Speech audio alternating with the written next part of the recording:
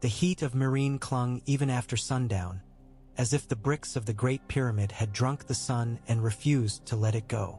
Daenerys Targaryen stood at the open arch and listened to the city breathe. Somewhere in the maze of alleys and terraces, children were laughing. Somewhere else, men were arguing in voices made sharp by hunger and newly tasted freedom. Somewhere else still, there was a scream that ended quickly, swallowed by the music of insects and the distant beat of a marching drum. The world she had broken and remade did not settle like dust. It shifted like sand. Behind her, the council chamber smelled of ink and sweat and the bitter smoke of torches. Tyrion Lannister had spread maps across a long table and anchored the corners with knives to keep them from curling in the damp air. Varys stood with his hands folded, a patient shadow. Grey Worm was still as a spear planted into stone. Missandei held a scroll sealed in red wax, her expression careful, as if she could choose what the room became by the way she breathed. Daario Naharis was the only one who looked comfortable, as though the Great Pyramid had been built for him.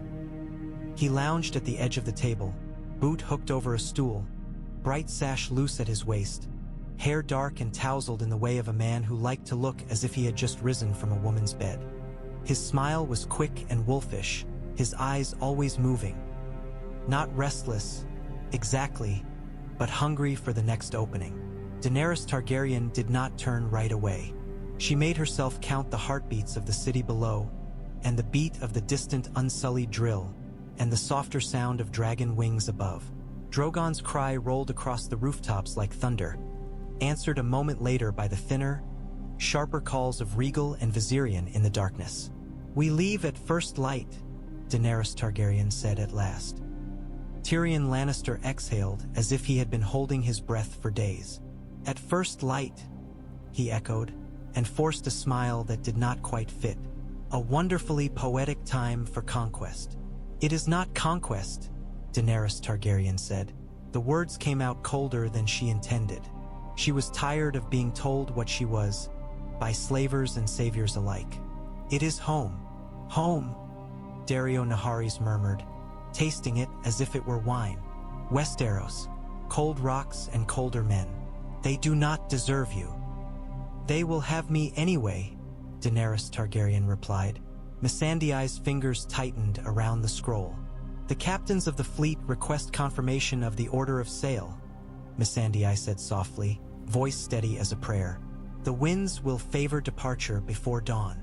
Grey Worm's gaze stayed on Daenerys Targaryen. "The unsullied are ready." Varys inclined his head, as if to offer agreement while withholding satisfaction. "And the city?" Varys asked.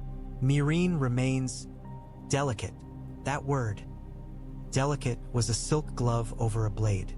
Meereen was a wound that could reopen the moment her back turned. It was a promise and a threat, pressed into one.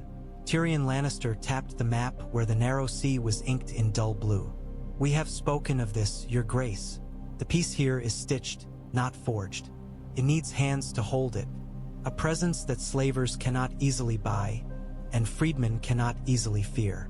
Daenerys Targaryen turned then, her eyes passing over each of them. She could feel how the room wanted something from her. An answer, a decision, a certainty. A queen was expected to be made of certainty. "And you want Daario Naharis?" Daenerys Targaryen said. The smile on Daario Naharis widened, as if she had offered him a gift. Tyrion Lannister did not smile back. "I want stability," Tyrion Lannister corrected. "Daario Naharis commands the Second Sons. The Second Sons are feared. Fear can be useful. Leaving him behind, helps keep the slavers and their sympathizers cautious." Grey Worm's jaw tightened at the mention of Sel's words, as though the word itself carried a stench. "Fear is not loyalty. It is a start," Tyrion Lannister said, then glanced at Daenerys Targaryen as if remembering who he was speaking to. "A beginning, not an end." Daario Naharis slid off the edge of the table and took 2 slow steps toward Daenerys Targaryen, moving like a man who knew every eye would follow him. "Let them fear me," Daario Naharis said, voice low and amused. "Let the sons of the Harpy whisper in their holes. Let the old masters tremble in their beds." I can do that for you. I can do it here. Daenerys Targaryen felt the pull of him like a hand at her wrist. She had wanted him. She had used him. She had taken comfort in him when she was alone in a city that hated her. But wanting was not the same as trusting, and trusting was not the same as needing. And in Westeros? Daenerys Targaryen asked. Daario Naharis' eyes sharpened. For a heartbeat the smile faded, and the man underneath showed. Harder, older, built from blood and bargains. In Westeros, Daario Naharis said, you will have dragons. You will have Unsullied. You will have Dothraki. You will have great lords who will swear to you and plot against you in the same breath. You will have men who will kneel because they fear fire and call it love. He stepped closer, near enough that Daenerys Targaryen could smell the leather on him and the faint spice of a foreign cologne, something he must have stolen from a dead prince. In Westeros, Daario Naharis went on, you will need someone who does not pretend, someone who will put a knife in a throat and sleep afterward. Varys' gaze slid to Daario Naharis' hands, as if imagining the knife. Tyrion Lannister's expression tightened. Missandei spoke carefully. Daenerys Targaryen has many loyal advisors. Daario Naharis' laugh was soft. Loyal, he repeated, and made it sound like a joke. Yes, loyal like a cat is loyal to a warm hearth. Grey Worm's hand flexed near the hilt of his spear. Speak with respect. Daario Naharis held Grey Worm's stare wide. Without flinching. I do, Daario Naharis said. I speak of respect. Respect is earned. Fear is taken. Love is begged for by fools. Daenerys Targaryen does not beg. Daenerys Targaryen felt something in her chest twist. Not anger, not exactly. Recognition. She had begged before, once, on her knees in the grass, when she had been a girl sold like a mare. She had sworn never again. Tyrion Lannister cleared his throat. Daario Naharis, Tyrion Lannister said. Your frankness is, I'm sure, very helpful in taverns. But we are discussing governance. Daario Naharis shrugged. Governance, Daario Naharis echoed. A pretty word. It means keeping knives away from a queen's back. Daenerys Targaryen lifted her chin. Meereen has bled for me, Daenerys Targaryen said. I have bled for it. I will not abandon it to chance. No, Tyrion Lannister said quickly. Not abandon, but leave it. I will leave it with law, Daenerys Targaryen cut in. With counsel. With freedmen who remember chains and will not put them back on. With Unsullied who do not sell their spears.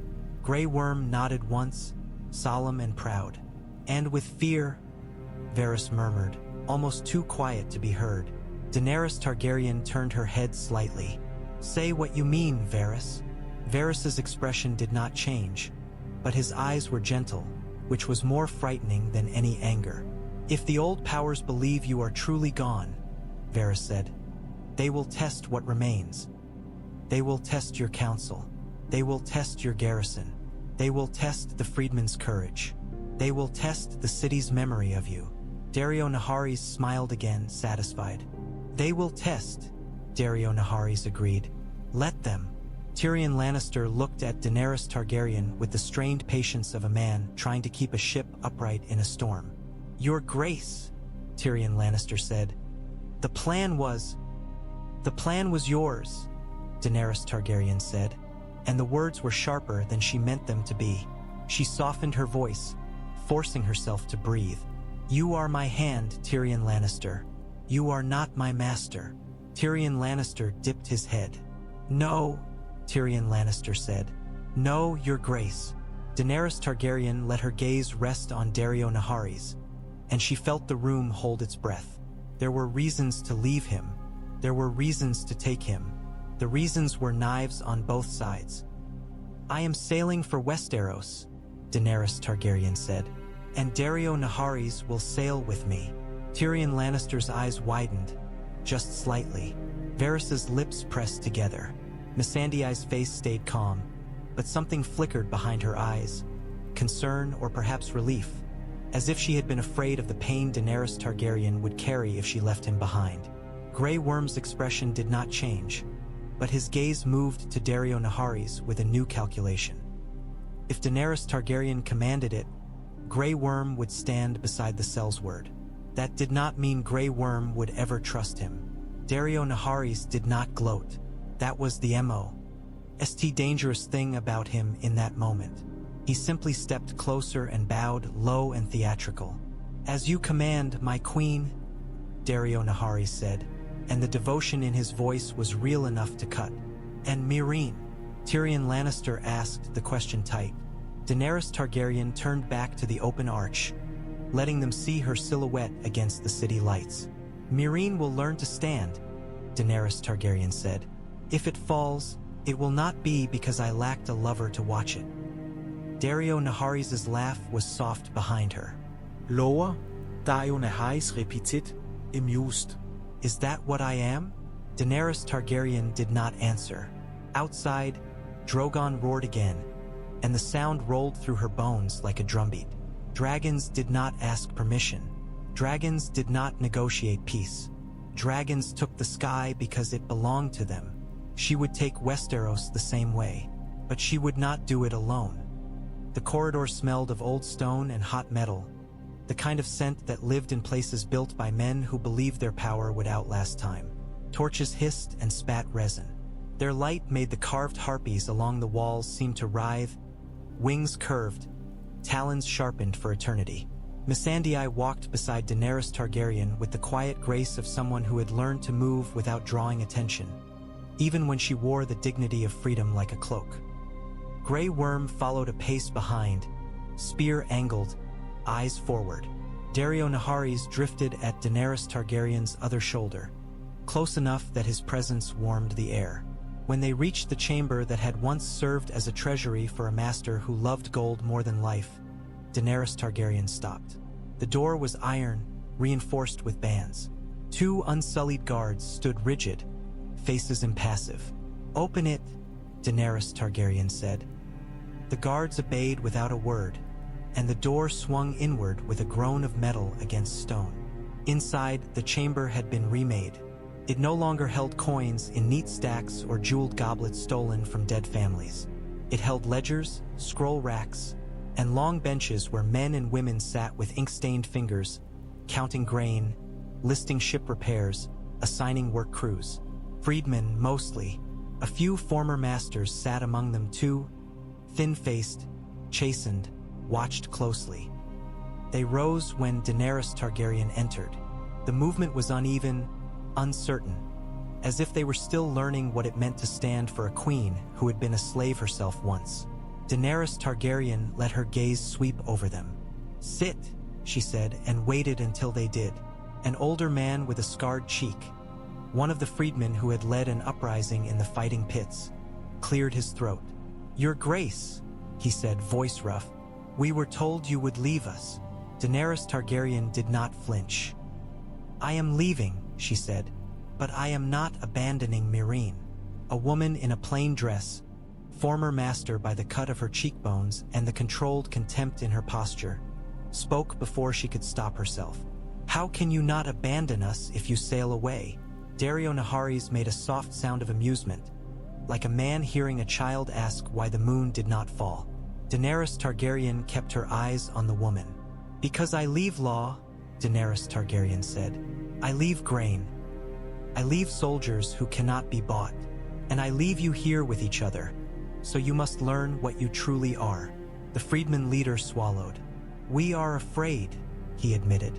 "The sons of the Harpy have not all been hunted.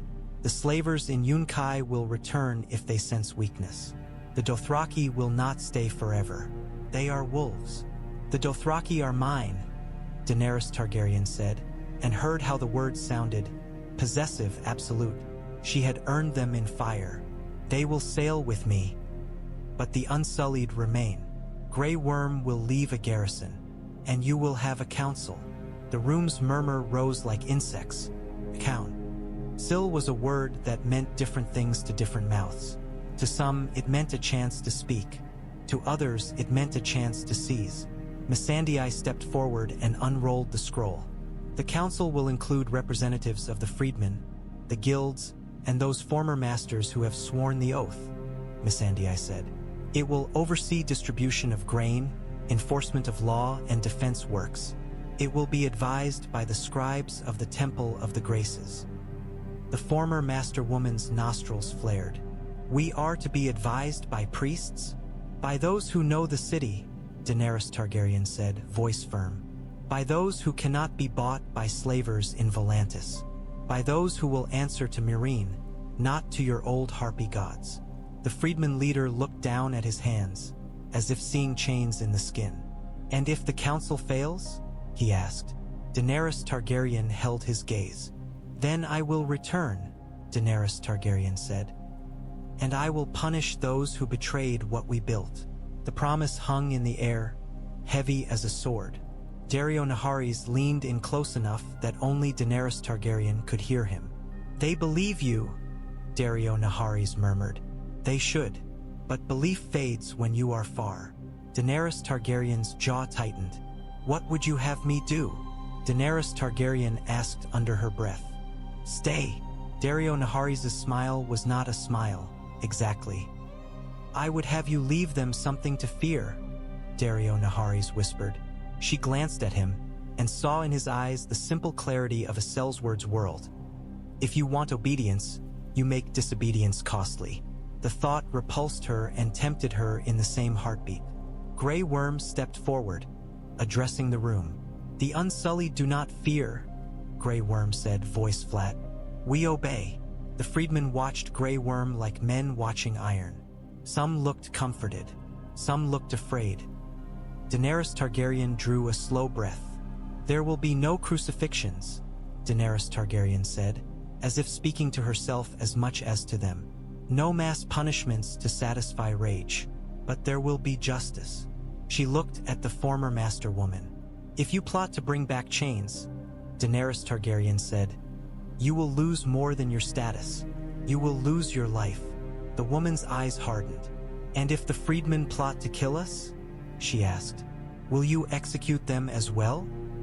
Daenerys Targaryen did not answer immediately.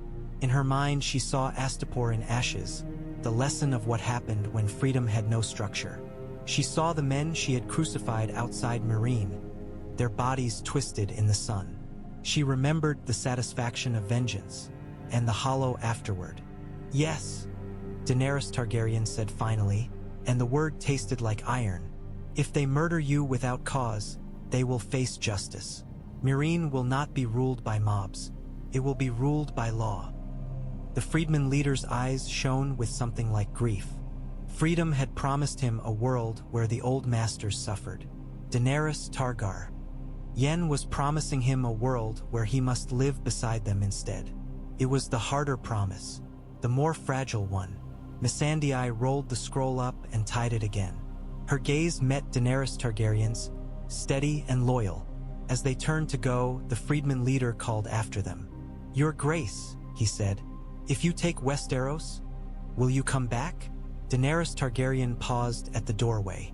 The torches framed her like a halo of flame. I do not know, Daenerys Targaryen said honestly.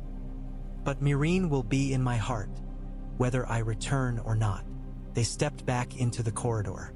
The door closed behind them with a heavy clang. Daario Naharis exhaled as if he had been holding in laughter. They are terrified, Daario Naharis said. They should not be, Daenerys Targaryen snapped. Daario Naharis lifted both hands in mock surrender. They should be, Daario Naharis corrected gently. Not of you, of what happens when you are gone. Mhysa spoke quietly, like a hand placed on a wound. Daenerys Targaryen has chosen to carry the fear with her, Mhysa said, so the city may learn courage. Daenerys Targaryen's throat tightened at that. Courage. She had worn that word like armor for years. Some days it felt like armor. Some days it felt like chains. As they walked on, Drogon's roar echoed again through stone, and Daenerys Targaryen thought of the sea ahead, cold, wide, indifferent. Westeros was waiting like an old enemy. She could already feel its teeth. Before dawn, Meereen was a city of ghosts and labor. The streets were quieter, but the docks were alive with movement. Rope pulled tight, barrels rolled across planks, sails unfurled and snapped in the wind. The smell of salt mixed with tar and sweat. Men cursed in half a dozen languages. The sea was a dark expanse that seemed to absorb sound. Daenerys Targaryen stood on the stone quay and watched her world rearrange itself into departure. The fleet that would carry her across the narrow sea was not elegant. It was patched together from prizes, gifts, and hard-won alliances. Sleek iron-borne ships with black sails and carved prows. Heavy merchant vessels stripped of their old flags. Smaller craft that had once belonged to slavers now painted with the three-headed dragon. The Unsullied moved with their unnerving discipline, carrying crates of grain and weapons as if they weighed nothing. The Dothraki were less orderly, laughing and boasting, their bells and braids catching the first thin light. They looked wrong near water, horses restless and snorting, as though the sea offended them. Grey Worm spoke to a lieutenant in low Valyrian, voice clipped. Missandei stood close to Daenerys Targaryen, cloak pulled tight around her shoulders against the morning chill. Tyrion Lannister hovered near a stack of supplies like a man afraid the entire operation would topple if he looked away. Daario Naharis had vanished into the crowd for a time, and when he reappeared it was at the head of a small knot of second sons. Their armor was mismatched, their beards unkempt, their eyes alert with the hard intelligence of men who had survived by always expecting betrayal. They looked like wolves among sheep, and the dock workers gave them space. Daario Naharis seized one of them, a broad-shouldered Tyroshi with a scar that split his eyebrow, and pulled him closer, speaking low enough that the words were swallowed by the surf. Daenerys Targaryen watched from a distance, curiosity sharpening into suspicion. She had chosen to take him. She would not pretend she did not need to understand what she had taken. When Daario Naharis finally released the man, the Tyroshi nodded once and melted back into the crowd. Daario Naharis turned and caught Daenerys Targaryen watching. He smiled as if caught doing something intimate. "What are you arranging?" Daenerys Targaryen asked when he came close. Daario Naharis' eyes flicked toward Tyrion Lannister, who was watching them with the wary expression of a man observing a snake near a child. "Insurance," Daario Naharis said. Daenerys Targaryen's fingers tightened on the edge of her cloak. "Explain." Daario Naharis shrugged, as if it were obvious. "The second sons will remain here," Daario Naharis said. "Most of them. They are paid. They need a captain." "And that captain is not you," Daenerys Targaryen said. "Not if I am sailing with you," Daario Naharis replied, amused.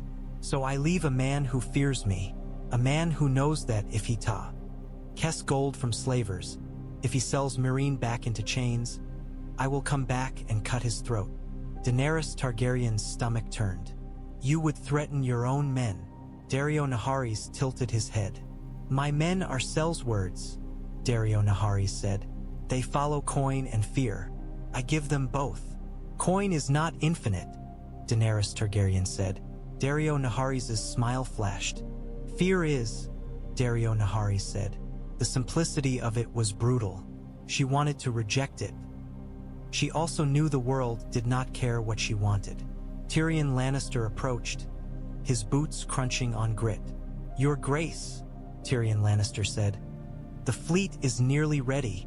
Daario Naharis leaned back slightly, giving Tyrion Lannister room but not deference. "I have chosen a captain," Daario Naharis said, almost cheerfully. "The Tyroshi. He is a coward, which makes him predictable. He will keep the second sons in line because he knows what happens if he does not." Tyrion Lannister's eyes narrowed. "And if he decides the slaver's coin is worth the risk?" Daario Naharis' smile did not reach his eyes. "Then he dies," Daario Naharis said, "and the next coward takes his place." Tyrion Lannister looked as if he wanted to argue, but the rising wind snapped a sail hard enough to make the ropes sing, and the moment passed. Missandei stepped closer to Daenerys Targaryen, voice low. "Daenerys Targaryen," Missandei said. "The people have gathered." Daenerys Targaryen turned. At the edge of the docks, beyond the soldiers and the chaos of loading, a crowd had formed, freedmen mostly, faces upturned, eyes bright with fear and hope. Some held up crude banners painted with a dragon. Some held children on their shoulders. Some stared with expressions too complicated to name. Daenerys Targaryen walked toward them. The noise softened as she approached, as if the crowd had been holding its breath. A man stepped forward, thin, with calloused hands and a necklace of copper coins, the kind of jewelry that meant nothing to a former master but everything to a man who had once owned nothing. He fell to his knees. "Mhysa," he whispered, and the word rippled through the crowd like wind through grass. Daenerys Targaryen's throat tightened. She had heard that word so many times it had become a weight. Mother, savior, something larger than she could carry. She lifted a hand. "Do not kneel," Daenerys Targaryen said, though she knew they would anyway. "Stand. Stand as free people." Some obeyed. Some did not. Freedom was still new enough to feel like a trick. A woman with braided hair and a scarred cheek raised her voice. "Will the slavers come back?" she demanded. Daenerys Targaryen met her gaze. "They will try," Daenerys Targaryen said, "but you are not alone. Grey Worm and the Unsullied remain. The council will govern. And if the slavers return, they will face the fire of the dragon." A cheer rose. It was ragged, desperate. A cheer was not a wall, but it was something. Daario Naharis watched the crowd with a different kind of attention. He was not moved by devotion. He measured it.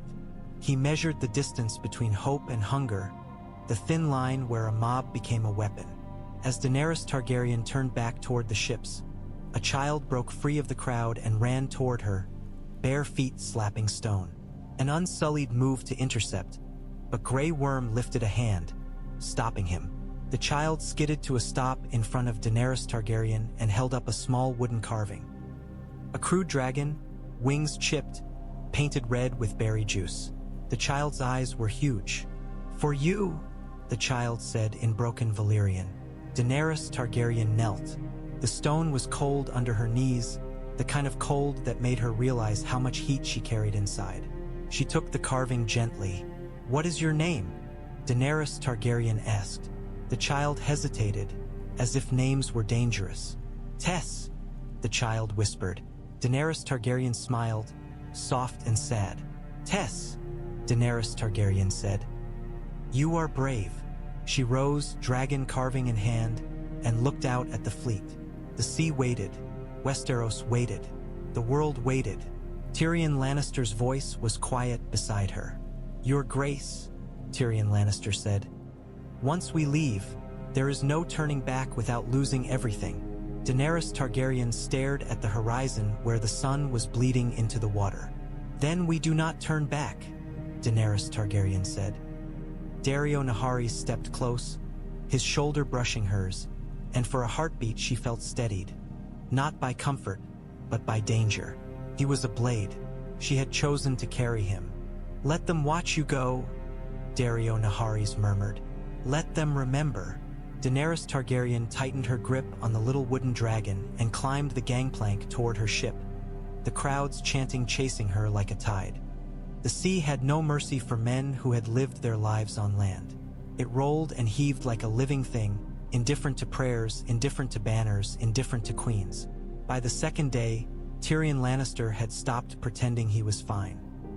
He clung to the railing with knuckles white, eyes squeezed shut, as if willing his stomach to obey him by force. A sailor offered him a bucket with the weary kindness of someone who had seen 1,000 nobles discover that the ocean did not care about titles. Melisandre moved with careful balance, one hand always touching something solid. Grey Worm looked as if he could have stood on the deck in a hurricane without shifting, feet planted, gaze forward. The Unsullied were the same, men carved from discipline, their faces unmoved even when the ship creaked like it was about to split. Daario Naharis thrived.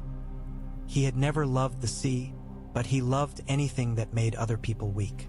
He laughed at the sailors' jokes, traded insults in their own tongues, offered coin for the best stories, and won their attention the way he won everything else, with reckless charm and the promise of violence. Daenerys Targaryen stood near the prow as the sky darkened. Storm clouds gathered like bruises. The wind bit cold, carrying the scent of rain and salt and something sharper, fear. Above, Drogon circled, black against black, as if he had become part of the storm. Rhaegal and Viserion flanked him, their smaller forms flickering between cloud banks. The dragons did not fear the sea. They owned it from above. When the first heavy drops fell, the sailors hurried to reef sails, shouting over the rising roar. The ship tilted, and the horizon became a slanted blade. Daenerys Targaryen's cloak snapped behind her like a banner. Daario Naharis stepped close and drew his cloak around her too, sharing warmth without asking. "Westeros greets you with a storm," Daario Naharis said, voice near her ear. "It is jealous." Daenerys Targaryen did not smile. "Westeros does not know me yet," Daenerys Targaryen said. "It knows dragons," Daario Naharis replied. The ship lurched as a wave struck, spray exploding across the deck. Missandei gasped and grabbed the mast. Tyrion Lannister made a strangled sound that might have been a curse. The sailors shouted, ropes snapping taut. Daenerys Targaryen held the railing and forced herself to stand steady. She had walked into fire. She would not be cowed by water. Yet the sea had a way of making even dragons feel small. A bolt of lightning tore across the sky, bright enough to turn the world white for an instant. In that flash, Daenerys Targaryen saw faces. Fear, awe, determination. She saw Grey Worm's jaw set like stone. She saw Missandei's lips moving in silent prayer. She saw Daario Naharis's grin, sharp and delighted, as if the storm was an old friend coming to visit. Tyrion Lannister stumbled toward her, pale. "Your Grace," Tyrion Lannister managed, voice thin. "Perhaps he swallowed, hard. "Perhaps we should have listened to the sailors about the weather." Daario Naharis laughed outright. "The weather does not take counsel," Daario Naharis said. Varys appeared from below deck, cloak pulled tight. His expression composed even as the ship pitched. "Sailors rarely take counsel either," Varys said mildly. "But they are very skilled at surviving despite it." Daenerys Targaryen's gaze stayed on the horizon. Somewhere beyond the storm was the land she had dreamed of since childhood. A land she barely remembered except in fragments. Red doors, lemon trees, a promise of safety that had been a lie. The real Westeros was a place of gray castles and colder hearts, of families who had killed her father and driven her into exile. She felt the familiar heat of anger rise in her chest, hot enough to burn away fear. A sailor shouted, pointing upward. Drogon dipped low, riding the wind, wings beating hard. His roar cut through the storm like a blade. The sound steadied Daenerys Targaryen more than any rope could. She lifted her face, letting rain strike her cheeks, letting the sea try to claim her and fail. Daario Naharis watched her, eyes bright. "This is what they will see," Daario Naharis murmured. "A queen who does not flinch." Daenerys Targaryen glanced at him. "And what do you see?" Daenerys Targaryen asked. Daario Naharis did not answer quickly. For once, the words did not spill from him like wine. He looked at her as if he could see through the cloak, through the crown she did not wear yet, down to the girl who had once been traded for an army. "I see the only ruler worth bleeding for," Daario Naharis said finally. "And I see a world that will try to break you because it cannot stand to see a woman take what men have hoarded." The ship shuddered again. Another wave crashed. The storm did not lessen, but Daenerys Targaryen felt something settle inside her, resolve hardening like steel. She did not know what Westeros would demand of her. She did not know what it would cost. But she knew this. She had not crossed deserts and cities and flame to turn back because of wind. She raised her voice so the sailors could hear over the storm. "Hold your course," Daenerys Targaryen commanded. "We do not drift. We do not run. We sail." The words carried, sharp and clear. Men turned, hearing certainty where they had tasted fear. They shouted back, taking strength from her voice. Daario Naharis's hand slid to the small of her back, steadying her against the ship's roll. It was not gentle. It was possessive, protective, a claim. Daenerys Targaryen let it be, for now. The storm had other things to fight.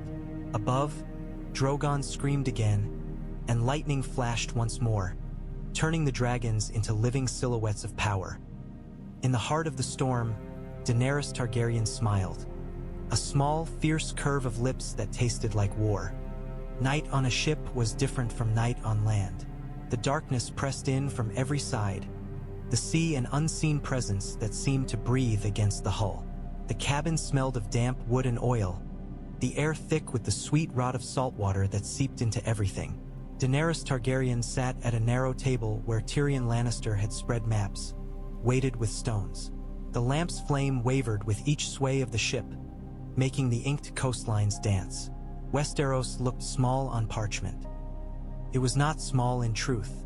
Tyrion Lannister sat opposite, a cup of watered wine in his hand, complexion still pale from the day's storm.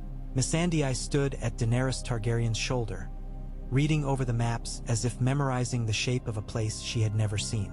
Varys lingered near the door, half in shadow, his presence as quiet as a secret. Daario Naharis leaned against the far wall, one boot propped on a chest, cleaning a dagger with a strip of cloth. The blade caught the lamplight in bright flashes. He looked relaxed, but Daenerys Targaryen had learned that Daario Naharis' relaxation was the poise of a predator. Tyrion Lannister cleared his throat. "Your Grace," Tyrion Lannister said, "we should discuss what comes after landfall." "Dragonstone," Daenerys Targaryen said. She knew the name now like a beat in her blood. The ancestral seat of House Targaryen. A black castle carved from volcanic stone. A place her ancestors had left behind when they took the Iron Throne. A place she would return to as a stranger and an heir. "Yes," Tyrion Lannister said. "Dragonstone. From there, we can send ravens, call banners." "We have no banners," Daario Naharis interrupted lightly, still polishing his dagger. "Only fear." Tyrion Lannister's eyes flicked toward him. "We have allies," Tyrion Lannister corrected. "House Tyrell, Dorne, the Iron Islands, at least in part." Daario Naharis shrugged. "Allies are banners that can be sold," Daario Naharis said. "Fear is harder to bribe." Mhysa spoke softly, as if trying to place a hand between two blades. "The people of Westeros also fear Cersei Lannister," Mhysa said quietly. "They may choose Daenerys Targaryen if she offers them something better." Daario Naharis laughed. "Lo, people choose what they think will keep them alive," Daario Naharis said. "If Cersei Lannister can kill them, they will call her queen. If Daenerys Targaryen can kill them, they will call her queen. Better is a word for songs." Daenerys Targaryen's fingers tightened around a carved stone shaped like a dragon's head. A simple piece of onyx she kept on the table when she planned, a reminder of what she was. "Enough," Daenerys Targaryen said, and the room stilled. Even Daario Naharis' cloth paused mid-wipe. Daenerys Targaryen looked at Tyrion Lannister. "Speak," Daenerys Targaryen said. Tyrion Lannister nodded once, grateful. "Cersei Lannister sits the Iron Throne," Tyrion Lannister said. "But she is not loved. She has made Mhysa of half the realm. If we move carefully, we can take King's Landing with less bloodshed than the world expects." Daario Naharis' smile returned. "Less bloodshed," Daario Naharis echoed, amused. "From you, that sounds like a prayer." Tyrion Lannister's jaw tightened. "From me, it is strategy," Tyrion Lannister said. "If Daenerys Targaryen is seen as a foreign conqueror who burns cities, the realm will fight her until the end. If she is seen as a liberator is still a conqueror," Daario Naharis said. "Only with prettier words." Varys spoke at last, voice smooth. "Words matter," Varys said. "Perception matters. Rulers are built as much from stories as from swords." Daario Naharis flicked his dagger in the air and caught it by the handle, casual and dangerous. "Stories do not kill men," Daario Naharis said. "Steel does." Varys' smile was faint. "Stories kill kingdoms," Varys said. Daenerys Targaryen listened, letting their arguments wash over her like the sea. She understood Tyrion Lannister's caution. She understood Daario Naharis's hunger. She understood Varys's insistence on the realm's opinion, even as part of her resented it. Why should she have to beg love from people who had never loved her? She had dragons. She had armies. She had a claim. Why should she not take what was hers? Because she remembered the faces in Meereen. The way freedmen had looked at her as if she were the sun. The way masters had looked at her as if she were death. Both were burdens. "I will not be Queen of Ashes," Daenerys Targaryen said quietly. Daario Naharis's gaze sharpened. "Then do not burn the ashes," Daario Naharis said. "Burn the men who make them." Missandei's hand rested lightly on Daenerys Targaryen's shoulder. "Daenerys Targaryen's strength is not only her dragons," Missandei murmured. "It is her heart." Daario Naharis's smile softened, just a fraction. "Hearts can be stabbed," Daario Naharis said. Tyrion Lannister leaned forward, voice earnest. "Your Grace," Tyrion Lannister said. "We should send messages the moment we land. Call House Tyrell to Dragonstone. Call the Dornish. Let them see you as a queen, not a rumor." "And what of the North?" Varys asked, eyes thoughtful. "A region that has declared itself independent. A man called Jon Snow rules there now, they say." Daenerys Targaryen's lips tightened. She had heard the name, of course. The bastard of Eddard Stark, now king in the north. A man who had fought her family and won his people's loyalty. Another king, another obstacle. "He will kneel," Daario Naharis said simply. Missandei's gaze flicked to Daario Naharis, uneasy. Tyrion Lannister shook his head. "Perhaps," Tyrion Lannister said. "Or perhaps he will not, and perhaps there are larger concerns in the north than kneeling." Daenerys Targaryen looked up. "What larger concerns?" Daenerys Targaryen asked. Tyrion Lannister hesitated, as if reluctant to put superstition into the cabin air. "Rumors," Tyrion Lannister said. "Talk of dead things walking, of white shadows, of a threat beyond the wall." Daario Naharis snorted. "Westerosi love their ghost stories," Daario Naharis said. "They use them to frighten children into obedience." Varys's expression remained composed, but his eyes were intent. "Some stories are used for control," Varys said. "Some are warnings." Daenerys Targaryen felt a chill that had nothing to do with the damp cabin. She had walked through visions in the House of the Undying. She had seen a throne room covered in ash or snow. She had felt the cold of prophecy settle on her skin like frost. "Whatever waits in the north," Daenerys Targaryen said, "it will wait until I have my throne." The words sounded decisive. They also sounded like a lie she was telling herself. Daario Naharis pushed off the wall and crossed the cabin in 2 strides.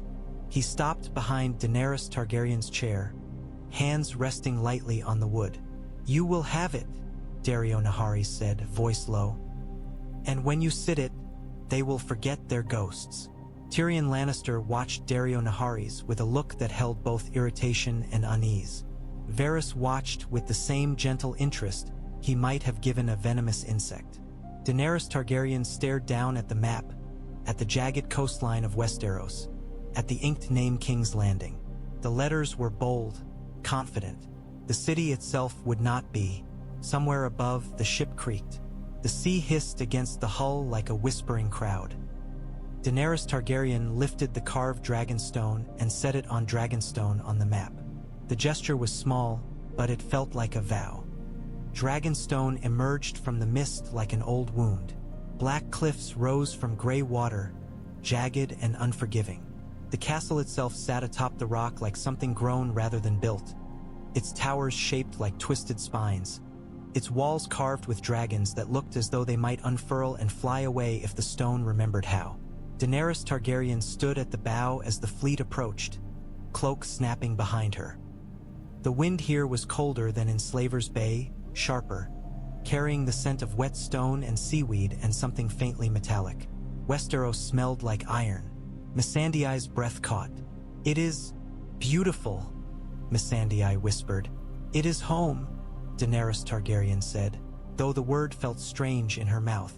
She had never seen Dragonstone with her own eyes. Yet it lived in her blood, a memory passed down through generations like a scar. Tyrion Lannister stood behind her, eyes narrowed as he studied the cliffs. "Beautiful," Tyrion Lannister murmured. "In the way a dagger is beautiful." Varys's hands were folded within his sleeves, face unreadable. "A strong seat," Varys said. "Difficult to take, difficult to leave."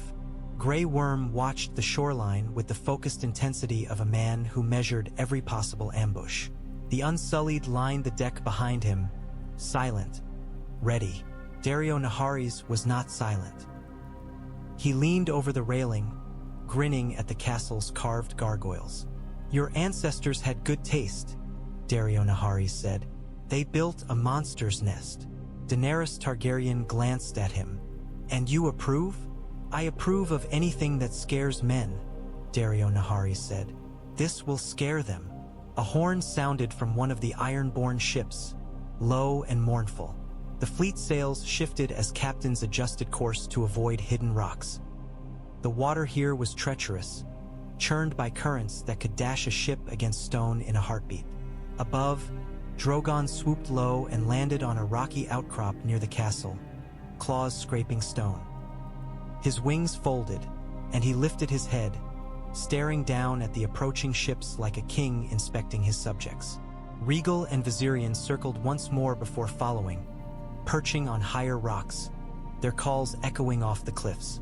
The dragons made Dragonstone feel less dead. They made it feel claimed. As the ships drew close enough that Daenerys Targaryen could see the narrow beach at the base of the cliffs, a memory rose unbidden.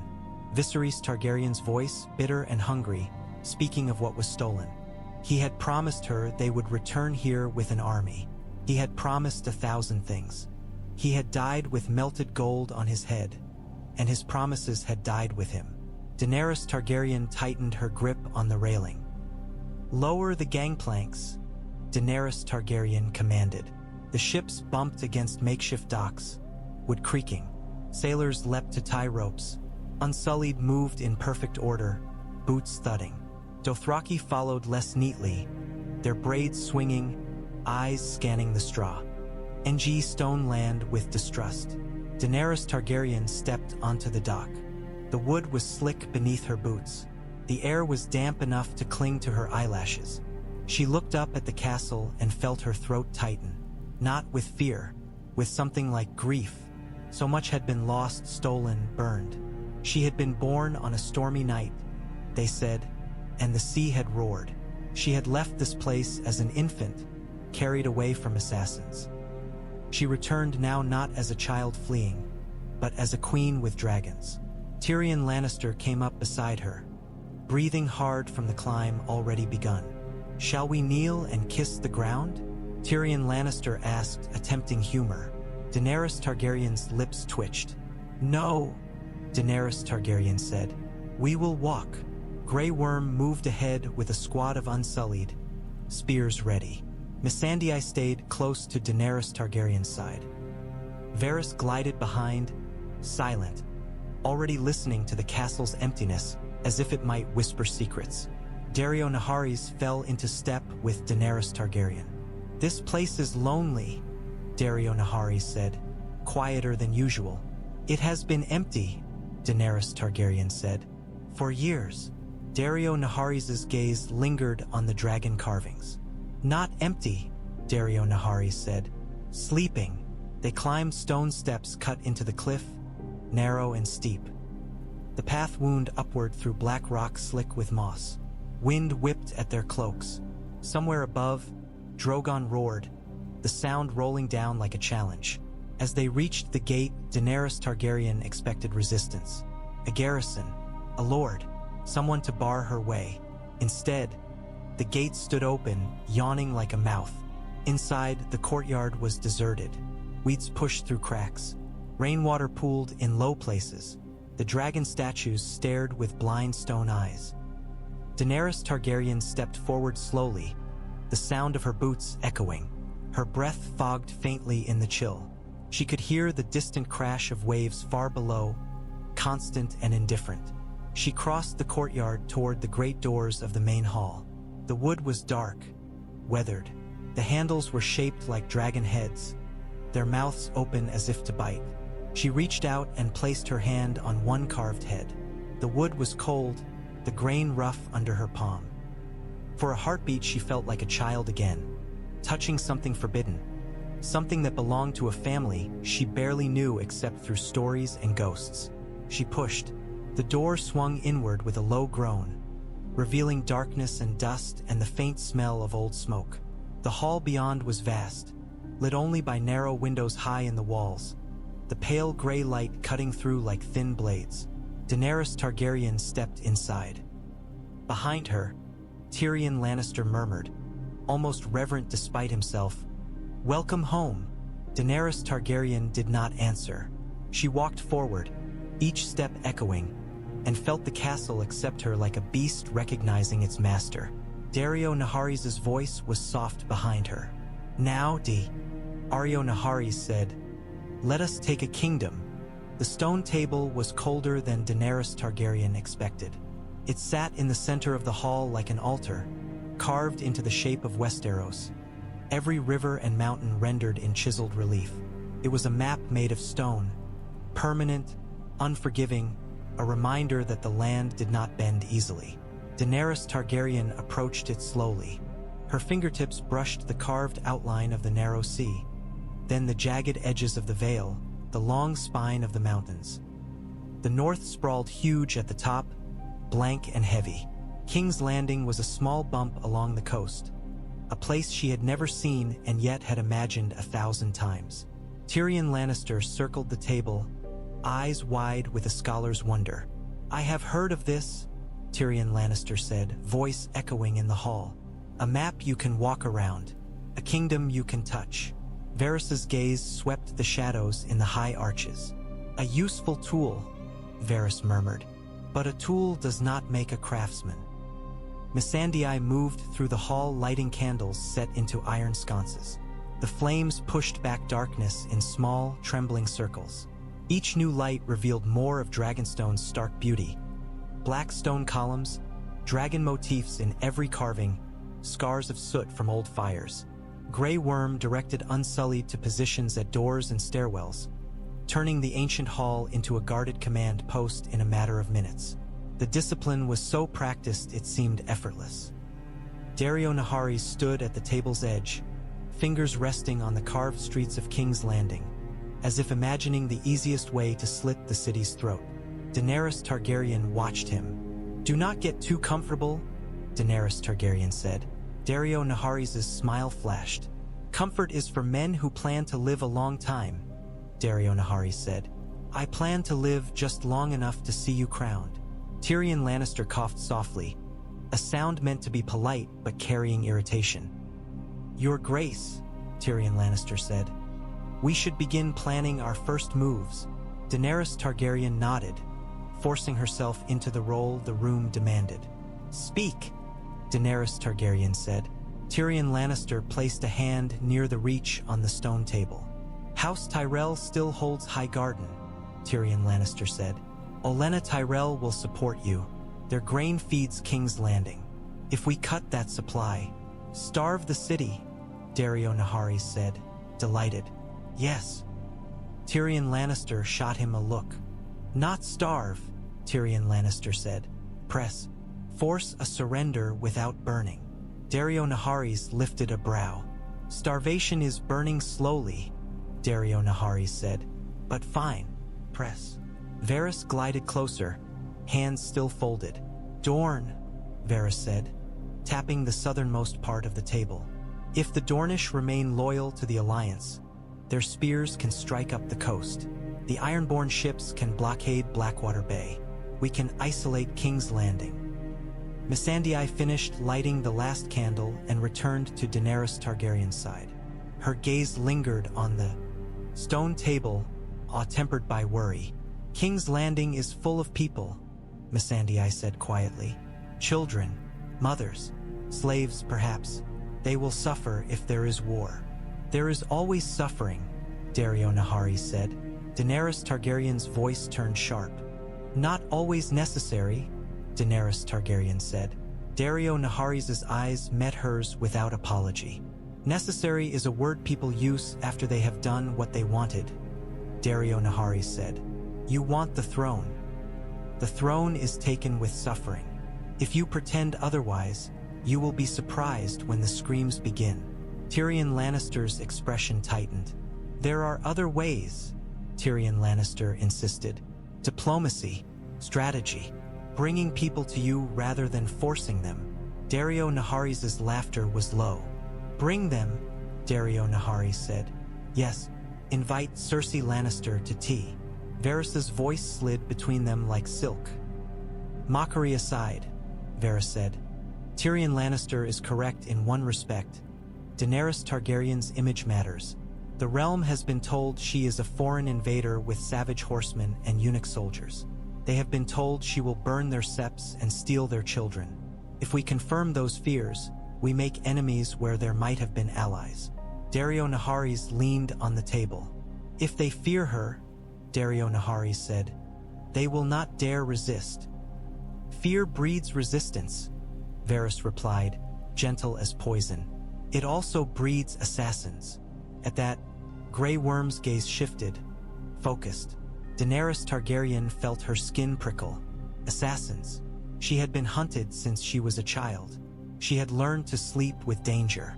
Daario Naharis noticed the look and smiled, slow and mocking. You do not trust me, Daario Naharis said to Grey Worm. Grey Worm's face remained flat. I trust Daenerys Targaryen, Grey Worm said. I do not trust Sel's words. Daario Naharis' laugh was soft. Good, Daario Naharis said. Trust is for family. Fear is for everyone else. Grey Worm's grip tightened on his spear. Missandei stepped between them slightly, voice gentle. We are all here for Daenerys Targaryen, Missandei said. We must stand together. Daario Naharis' eyes flicked to Missandei, and for a heartbeat his expression softened, something like respect. Missandei had been a slave and become a counselor. She was not naive. She simply believed in a world that Daario Naharis thought belonged only in songs. Daario Naharis inclined his head. Of course, Daario Naharis said. Tyrion Lannister exhaled. Weary. Your Grace, Tyrion Lannister said. There is one more matter. Daenerys Targaryen turned to him. Speak, Daenerys Targaryen said. Tyrion Lannister swallowed.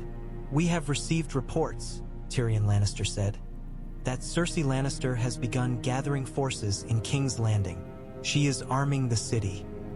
Qyburn is building weapons, large scorpions, meant for dragons.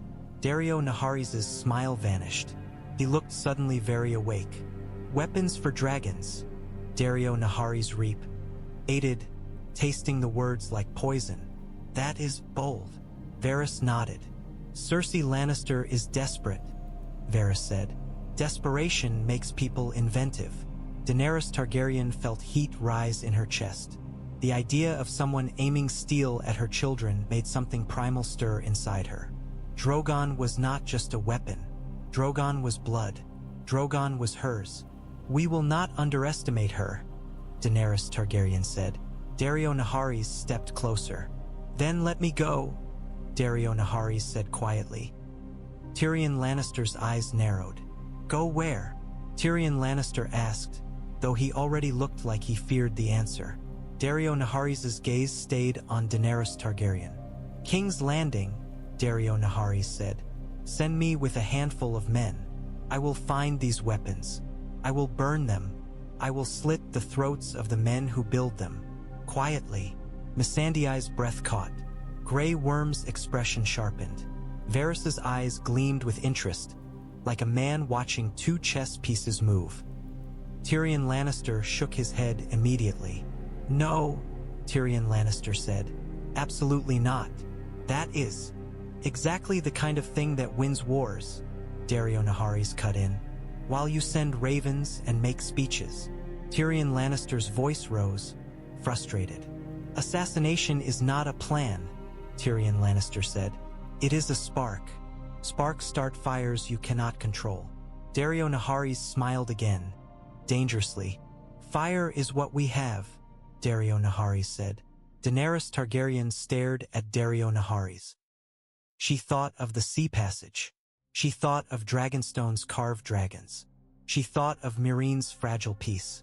She thought of Cersei Lannister sharpening knives in the dark. The temptation was immediate. The ease of it. Send Daario Naharis. Let him do what he did best. Return with fewer threats, fewer problems. A cleaner path to victory. And then she thought of the child Tess offering her a wooden dragon painted with berry juice. A symbol of hope, fragile and crude. The kind of hope that died quickly in war. Daenerys Targaryen lifted her chin. Not yet, Daenerys Targaryen said. Daario Naharis did not flinch. Not yet, Daario Naharis echoed, accepting the leash, but his eyes burned. We will move with allies first, Daenerys Targaryen said. We will not strike blindly. Tyrion Lannister released a breath, relieved. Varys's expression remained unreadable. Missandei's shoulders loosened slightly. Daario Naharis leaned in just enough for Daenerys Targaryen to hear. Your enemies will not wait for your allies, Daario Naharis murmured. Daenerys Targaryen met his gaze, steady. Then they will make the first mistake, Daenerys Targaryen said. From above, a dragon's cry rolled over the courtyard, and every head lifted. Drogon's shadow crossed the mist like a moving knight. Daenerys Targaryen watched the shadow pass and felt the shape of war settling into place around her, inevitable as the tide. Later, when the hall had emptied and the candles burned lower, Daenerys Targaryen found herself walking through Dragonstone's upper passages with Daario Naharis at her side. The castle was a labyrinth of stone corridors and stairwells that spiraled like dragon tails. The air was colder here, the damp seeping into her bones. Torchlight painted the walls in orange and gold, making the carved dragons seem alive, their stone mouths twisted in silent roars. Below, in the courtyard, unsullied torches moved in precise lines as Grey Worm oversaw the securing of the gates. The castle had been empty, but emptiness did not mean safety. There could be hidden tunnels, forgotten rooms, old traps. Dragonstone had been built by men who trusted no one. Daenerys Targaryen stopped at a narrow archway that opened onto the sea. The wind hit her face, sharp enough to make her eyes water. Far below, waves smashed against the cliffs, white foam spitting up like teeth. Daario Naharis leaned on the stone beside her, unconcerned by the height. You look like you are listening for ghosts, Daario Naharis said. Daenerys Targaryen stared out into darkness. I am, Daenerys Targaryen admitted. Daario Naharis' smile softened. Ghosts do not matter, Daario Naharis said. Only the living. Daenerys Targaryen's voice turned quiet. My father lived here, Daenerys Targaryen said. He sat at this table. He walked these corridors. He dreamed of the throne. He lost it. Daario Naharis watched her, expression unreadable. Your father was a king who went mad, Daario Naharis said, blunt as ever. You are not him. Daenerys Targaryen's eyes narrowed. You did not know him, Daenerys Targaryen said. No, Daario Naharis said, but I know madness. Madness is when a man burns what he cannot control because he is afraid of losing it. The word struck too close. Daenerys Targaryen felt her chest tighten, the memory of fire and screams rising unbidden. She had burned men. She had crucified men. She had watched them die and told herself it was justice. Sometimes it was. Sometimes it was rage disguised as righteousness. Daenerys Targaryen turned away from the sea and began walking again. Daario Naharis fell into step with her, easy, as if he belonged in this ancient castle as much as any Targaryen. You chose to bring me, Daario Naharis said, voice lower now, less playful. Why? Daenerys Targaryen hesitated. The honest answer was messy. Desire, loneliness, the comfort of someone who looked at her as if she was inevitable. The fear of Westeros and the need for a blade she trusted, even if she did not always like what that trust meant. I chose to bring you because you asked, Daenerys Targaryen said finally. Daario Naharis chuckled. Many men ask, Daario Naharis said. You do not grant them all. Daenerys Targaryen stopped in the middle of the corridor. Torchlight flickered across her face, catching in her pale hair. "Do you want the truth?" Daenerys Targaryen asked. Daario Naharis' eyes brightened. "Always," Daario Naharis said. Daenerys Targaryen held his gaze. "I am afraid," Daenerys Targaryen said, and the words felt like stepping into cold water. "Not of battle, not of death. I am afraid of ruling a place that hates me before it knows me. I am afraid that if I show them mercy, they will call me weak. If I show them fire, they will call me monster." Daario Naharis listened, unusually still. "And I am afraid," Daenerys Targaryen continued, voice tightening, "that I will start to believe them." For a heartbeat, there was only the sound of wind moaning through the stones. Daario Naharis stepped closer. He did not touch her right away. He looked at her as if seeing something precious and fragile that he did not know how to hold without breaking. "You are not weak," Daario Naharis said quietly. "Mercy is harder than murder. Only fools think otherwise." Daenerys Targaryen swallowed. "And fire?" Daenerys Targaryen asked. Daario Naharis' mouth curved in a half-smile. "Fire is honest," Daario Naharis said. "Fire does not pretend." Daenerys Targaryen's voice sharpened. "That is exactly what frightens me," Daenerys Targaryen said. Daario Naharis reached out then, fingers brushing her arm. "Do you think I want you to become your father?" Daario Naharis asked. His tone carried something like offense, like hurt. Daenerys Targaryen searched his face. "I do not know what you want," Daenerys Targaryen admitted. Daario Naharis' hand tightened slightly on her arm. Not painful, but possessive. "I want you to win," Daario Naharis said simply. "I want you alive. I want you sitting on the throne. And I want you to remember who your enemies are when they smile." Daenerys Targaryen's breath came out in a thin line. "And if my enemies are my own counselors?" Daenerys Targaryen asked.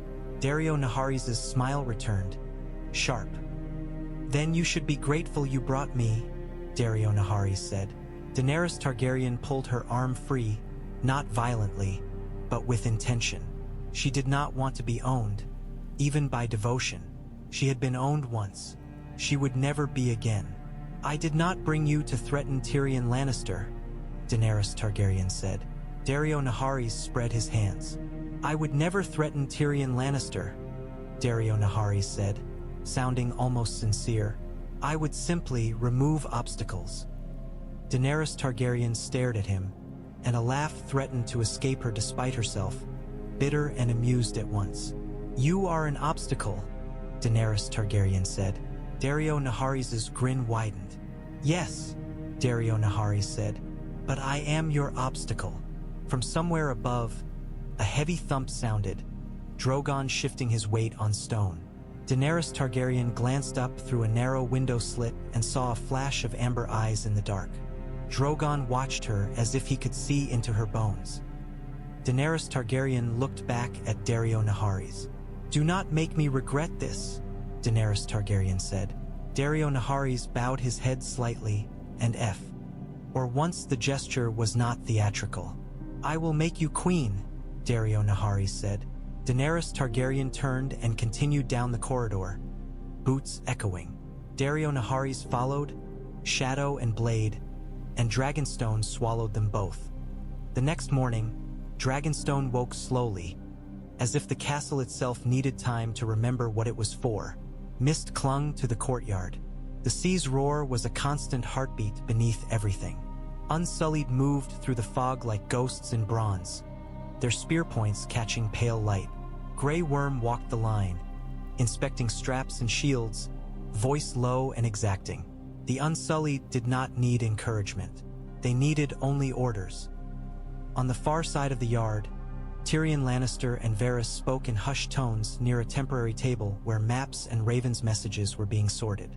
Missandei moved between them and Daenerys Targaryen with parchment, translating, guiding, anchoring. Daenerys Targaryen watched from the stone stairs leading down from the Great Hall, cloak pulled tight. She was not wearing a crown. She did not need one here. Dragonstone knew her blood.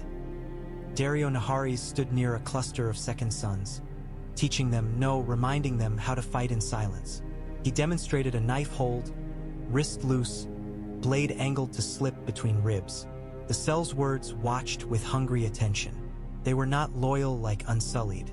They were loyal like wolves, to whoever fed them, to whoever they feared. Daenerys Targaryen descended the stairs, Missandei beside her. Tyrion Lannister looked up as they approached. His eyes flicked briefly toward Daario Naharis, then back to Daenerys Targaryen. "Your Grace," Tyrion Lannister said. "Ravens will be sent today. Olenna Tyrell should reach Dragonstone quickly. The Dornish as well." Varys added, "My little birds will also begin spreading word of your arrival." Quietly, carefully, Daenerys Targaryen nodded. "And King's Landing?" Daenerys Targaryen asked. Tyrion Lannister hesitated. "Cersei Lannister will know soon," Tyrion Lannister said. "If she does not already. A fleet of this size is difficult to hide." Daario Naharis drifted closer, as if drawn by the mention of prey. "Let her know," Daario Naharis said. "Let her choke on it." Tyrion Lannister's mouth tightened. "Sometimes," Tyrion Lannister said, "subtlety is useful." Daario Naharis's grin was sharp. "Subtlety is useful when you are weak," Daario Naharis said. "We are not weak." Daenerys Targaryen lifted a hand before the argument could spark. "We will not rush to burn King's Landing," Daenerys Targaryen said. The words were for Daario Naharis as much as Tyrion Lannister. "We will gather allies. We will give the realm a chance to choose." Daario Naharis's eyes held her gaze, and Daenerys Targaryen felt the tension in him. Restraint like a leash pulled tight. "And if they choose wrong?" Daario Naharis asked. Daenerys Targaryen's voice was calm. "Then they will learn," Daenerys Targaryen said. Grey Worm approached, spear in hand. "The castle is secured," Grey Worm reported. "No signs of enemies. No traps found." Daenerys Targaryen nodded. "Good," Daenerys Targaryen said. Grey Worm's gaze shifted to Daario Naharis, then back to Daenerys Targaryen. There was something in Grey Worm's eyes, a question he would never ask directly, because the Unsullied did not question orders. But Grey Worm was not blind. Daario Naharis noticed the look and smiled, slow and mocking. "You do not trust me," Daario Naharis said to Grey Worm. Grey Worm's face remained flat. "I trust Daenerys Targaryen," Grey Worm said. "I do not trust Sellswords." Daario Naharis chuckled, delighted by the honesty. "Good," Daario Naharis said. "Trust is for family. Fear is for everyone else." Grey Worm's grip tightened on his spear. Missandei stepped between them slightly, voice gentle. "We are all here for Daenerys Targaryen," Missandei said. "We must stand together." Daario Naharis's eyes flicked to Missandei, and for a heartbeat his expression softened, something like respect. Missandei had been a slave and become a counselor. She was not naive. She simply believed in a world that Daario Naharis thought belonged only in songs. Daario Naharis inclined his head. "Of course," Daario Naharis said. Tyrion Lannister exhaled slowly. "Your Grace," Tyrion Lannister said. "There is one more matter." Daenerys Targaryen turned to him. "Speak," Daenerys Targaryen said. Tyrion Lannister's voice lowered, serious. "We have received reports that Cersei Lannister has begun gathering forces in King's Landing," Tyrion Lannister said. "She is arming the city. Qyburn is building weapons, large scorpions, meant for dragons." Daario Naharis's smile vanished. He looked suddenly very awake. "Weapons for dragons," Daario Naharis repeated. Varys nodded. "Cersei Lannister is desperate," Varys said. "Desperation makes people inventive." Daenerys Targaryen felt heat rise in her chest. The idea of someone aiming steel at her dragons made something primal stir inside her. "We will not underestimate her," Daenerys Targaryen said. Daario Naharis stepped closer. "Then let me go," Daario Naharis said quietly. Tyrion Lannister's eyes narrowed. "Go where?" Tyrion Lannister asked, though he already looked like he feared the answer. Daario Naharis' gaze stayed on Daenerys Targaryen. "King's Landing," Daario Naharis said. "Send me with a handful of men. I will find these weapons. I will burn them. I will slit the throats of the men who build them." Quietly, Missandei's breath caught. Grey Worm's expression sharpened. Varys's eyes gleamed with interest, like a man watching two chess pieces move. Tyrion Lannister shook his head immediately. "No," Tyrion Lannister said. "Absolutely not. Exactly the kind of thing that wins wars," Daario Naharis cut in. "While you send ravens and make speeches." Tyrion Lannister's voice rose, frustrated. "Assassination is not a plan," Tyrion Lannister said. "It is a spark. Sparks start fires you cannot control." Daario Naharis smiled again, dangerously. "Fire is what we have," Daario Naharis said. Daenerys Targaryen stared at Daario Naharis. The temptation was immediate, the ease of it. Send Daario Naharis. Let him do what he did best. Return with fewer threats, fewer problems. And then she thought of the child Tess offering her a wooden dragon painted with berry juice.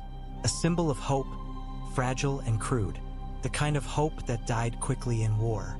Daenerys Targaryen lifted her chin. "Not yet," Daenerys Targaryen said. Daario Naharis did not flinch. "Not yet," Daario Naharis echoed. "We will move with allies first," Daenerys Targaryen said. "We will not strike blindly." Tyrion Lannister released a breath, relieved. Varys's expression remained unreadable. Missandei's shoulders loosened slightly. Daario Naharis leaned in just enough for Daenerys Targaryen to hear. "Your enemies will not wait for your allies," Daario Naharis murmured. Daenerys Targaryen met his gaze, steady. "Then they will make the first mistake," Daenerys Targaryen said. From above, a dragon's cry rolled over the courtyard, and every head lifted. Drogon's shadow crossed the mist like a moving knight. Daenerys Targaryen watched the shadow pass and felt the shape of war settling into place around her, inevitable as the tide. That night, Dragonstone felt less like a tomb and more like a war room. Candles lined the edges of the stone table, their flames throwing jittering shadows across Westeros's carved mountains. The air smelled of wax and damp stone and iron. The sea's roar was quieter here, muffled by thick walls, but it was always there, an endless reminder of distance. Daenerys Targaryen stood over the map with Tyrion Lannister and Missandei. Varys lingered near the doorway, watching, listening, a man made of quiet calculations. Grey Worm was somewhere outside, organizing patrols, turning ancient corridors into defended lines. Daario Naharis was in the room too, but not at the table. He knelt by an open chest where weapons had been stored long ago. Rusted spears, old swords, and now, newly placed knives and daggers he had brought from Essos. He strapped blades to his forearms with practiced hands, movements efficient, expression stripped of humor. He looked like a man preparing for something he could not admit he wanted. Tyrion Lannister glanced at him, then back to Daenerys Targaryen. "Your Grace," Tyrion Lannister said, voice careful.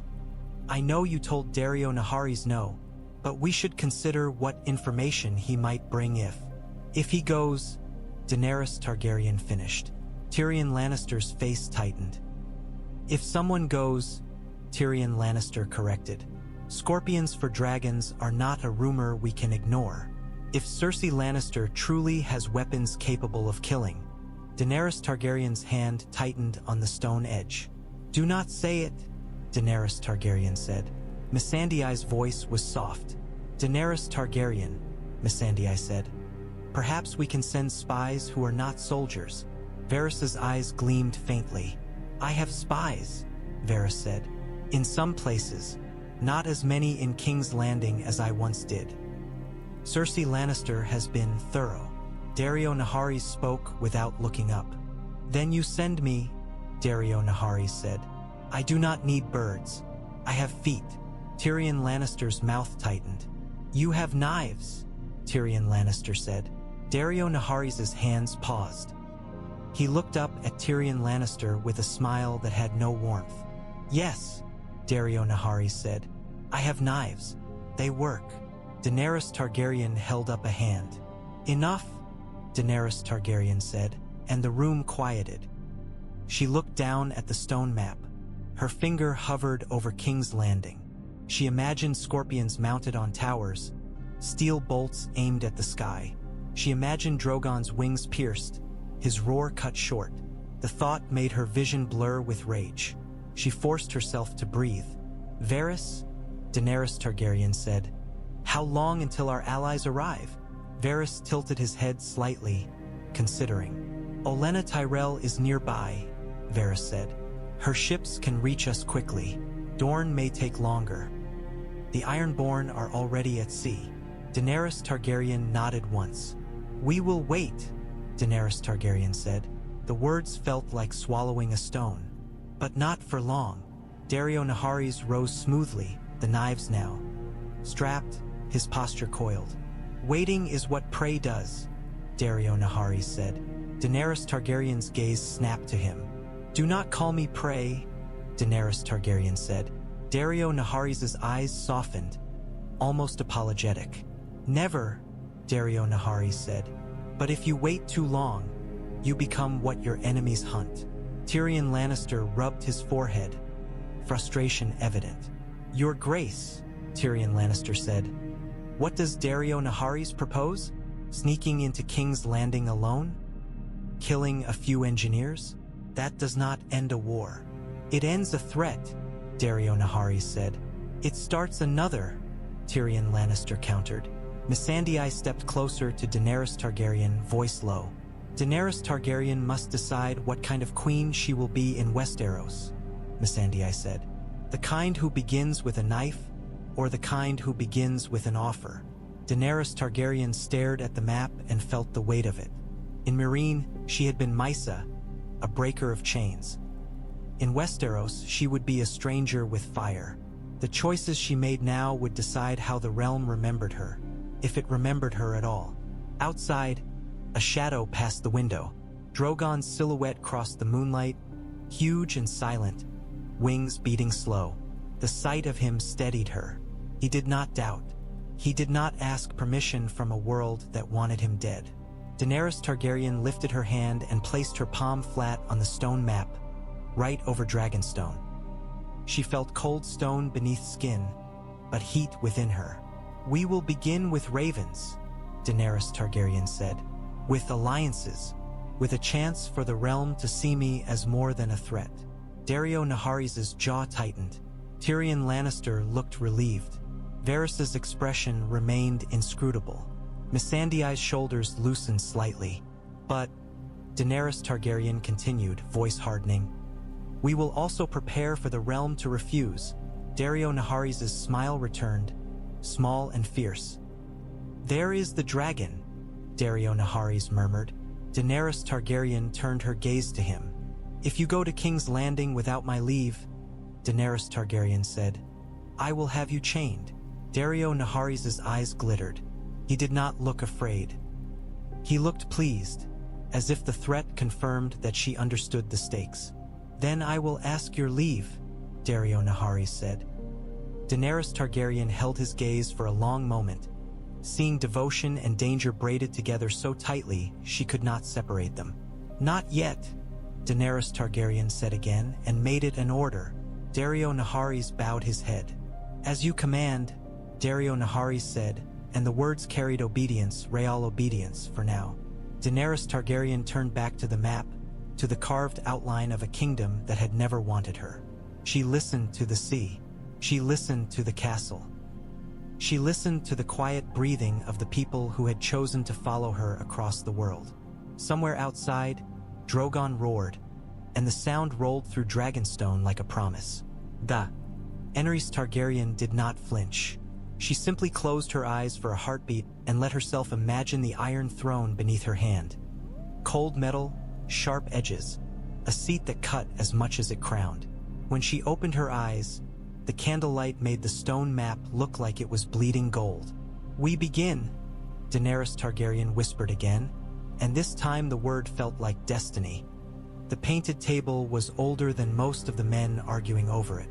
Its wood had been carved and painted by hands that believed the shape of Westeros could be held, contained, mastered by the edge of a knife and a king's will. Torchlight caught the lacquered blues of rivers, the darker streaks of mountain ranges, the tiny raised ridges that made the Reach look like a cradle and the north like a vast, stubborn beast. Daenerys Targaryen rested her fingertips against the painted Blackwater Bay and felt the grain beneath. It was not stone, not truly, though the years had darkened the wood until it seemed as hard as basalt. Stannis Baratheon had leaned over this table, men whispered, and planned his brother's death. Aegon the Conqueror's heirs had once traced their own borders here, before dragons became stories and the realm forgot the taste of fear. Now it was her table again, and the air around it had the charged heaviness of a storm held back by will. Olenna Tyrell did not kneel. She stood with a cane like a weapon and eyes that were still sharp enough to cut. Her mourning black was rich and severe, and the silver brooch at her throat was shaped like a thorn. In her face, Daenerys saw grief sharpened into something harder. Purpose. Yara Greyjoy stood as if the room were a deck in high wind. Leather hugged her shoulders. Iron studs caught the light. She gave Daenerys the blunt appraisal of a raider measuring another raider, and there was something like approval in it. Theon Greyjoy hovered a step behind, thinner than his sister, hands clenched and unclenched as if he could still feel phantom pain in the air. Ellaria Sand watched everything with the stillness of a snake on warm stone. Her daughters, Obara, Nymeria, Tyene, were a triangle of restless heat beside her. Each one different, and yet all of them wearing violence the way other girls wore perfume. Their eyes slid to the Unsullied, to the Dothraki guards beyond the door, to the dragon's silhouettes moving past narrow windows like passing shadows of gods. Tyrion Lannister stood near Daenerys' left shoulder, his face composed, his eyes flicking between allies as if calculating what each one might cost. Varys lingered beside him, serene, hands folded, the picture of harmlessness that only made him more dangerous. Missandei stood near Daenerys' right, calm as a steadying hand. Grey Worm held the doorway like a wall, and Daario Naharis, Daario, bright and careless-looking, with that wolf smile that never asked permission, stood too close to Daenerys, as if proximity itself could be claimed. Daenerys felt the room's attention snag on him, like cloth catching on a thorn. Olenna Tyrell's gaze swept over Daario Naharis once, then again, lingering a heartbeat longer than politeness required. Her mouth twitched, not quite a smile, not quite contempt. "So," Olenna Tyrell said, voice dry as old parchment, "this is the famous foreign lover." Tyrion Lannister's shoulders tightened. Missandei's expression stayed composed, but Daenerys felt her inhale, a soft warning. Grey Worm's eyes hardened. Daario Naharis did not bow. He dipped his head, the gesture halfway between respect and mockery. "Daario Naharis," Daario Naharis said, as if offering his name were a gift. "At your service, Lady Olenna Tyrell. I have heard you are difficult." Olenna Tyrell's eyes brightened with interest. "Difficult," Olenna Tyrell repeated. "That's what men call women who won't behave." Daario Naharis' grin widened. "Then you must be very difficult," Daario Naharis said. Obara Sand made a sound that might have been laughter. Nymeria Sand's lips curved. Tyene Sand's gaze slid over Daario with lazy curiosity, like a cat considering a new toy. Yara Greyjoy's eyes narrowed. "We're not here to talk about who warms whose bed," Yara Greyjoy said, blunt. "We're here to talk about war." Daenerys Targaryen lifted her chin. "We are here to talk about taking what was stolen," Daenerys Targaryen said. Her voice settled the room, not by force alone but by certainty. "The Iron Throne is mine by right, but rights mean little without power. I have power. I will use it carefully." Olenna Tyrell's cane tapped once against the stone floor. "Carefully?" Olenna Tyrell echoed, and the word sounded like it had been tasted and found wanting. "I have spent a lifetime watching men in crowns be careful. It did not save my grandchildren. It did not save my son. It did not save my house." Tyrion Lannister's jaw tightened at the unspoken accusation. The careful men had included his family. Daenerys watched Olenna Tyrell and felt the weight of the woman's grief like a hand on her shoulder. Ellaria Sand stepped closer to the table. "Cersei Lannister murdered our prince," Ellaria Sand said, voice low. "She will pay. Dorne stands with you, Daenerys Targaryen. Not for your right. Rights are for lords, but for vengeance." "Vengeance is a hungry god," Varys murmured, so softly it was unclear if he meant to be heard. Ellaria Sand's eyes flicked to him with cool disdain. "Then let it feast," Ellaria Sand said. Yara Greyjoy planted her hand on the painted iron islands. "You want the throne," Yara Greyjoy said. "I want my islands back. I want my uncle dead. You promised me independence." Daenerys met her gaze. "And I keep my promises," Daenerys Targaryen said. "Help me take the throne. Take your islands.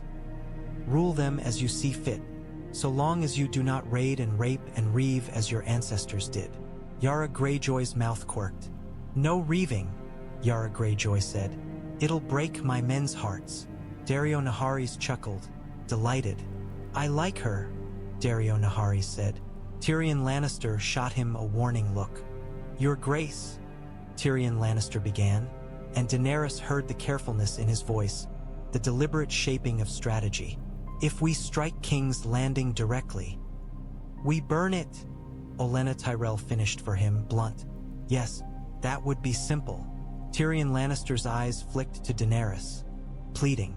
"And it would kill hundreds of thousands," Tyrion Lannister said. "The city is full of innocents. If we are to rule, we must not begin with fear." Daario Naharis offered, almost cheerful. "Mass murder," Tyrion Lannister snapped. Daenerys held up a hand.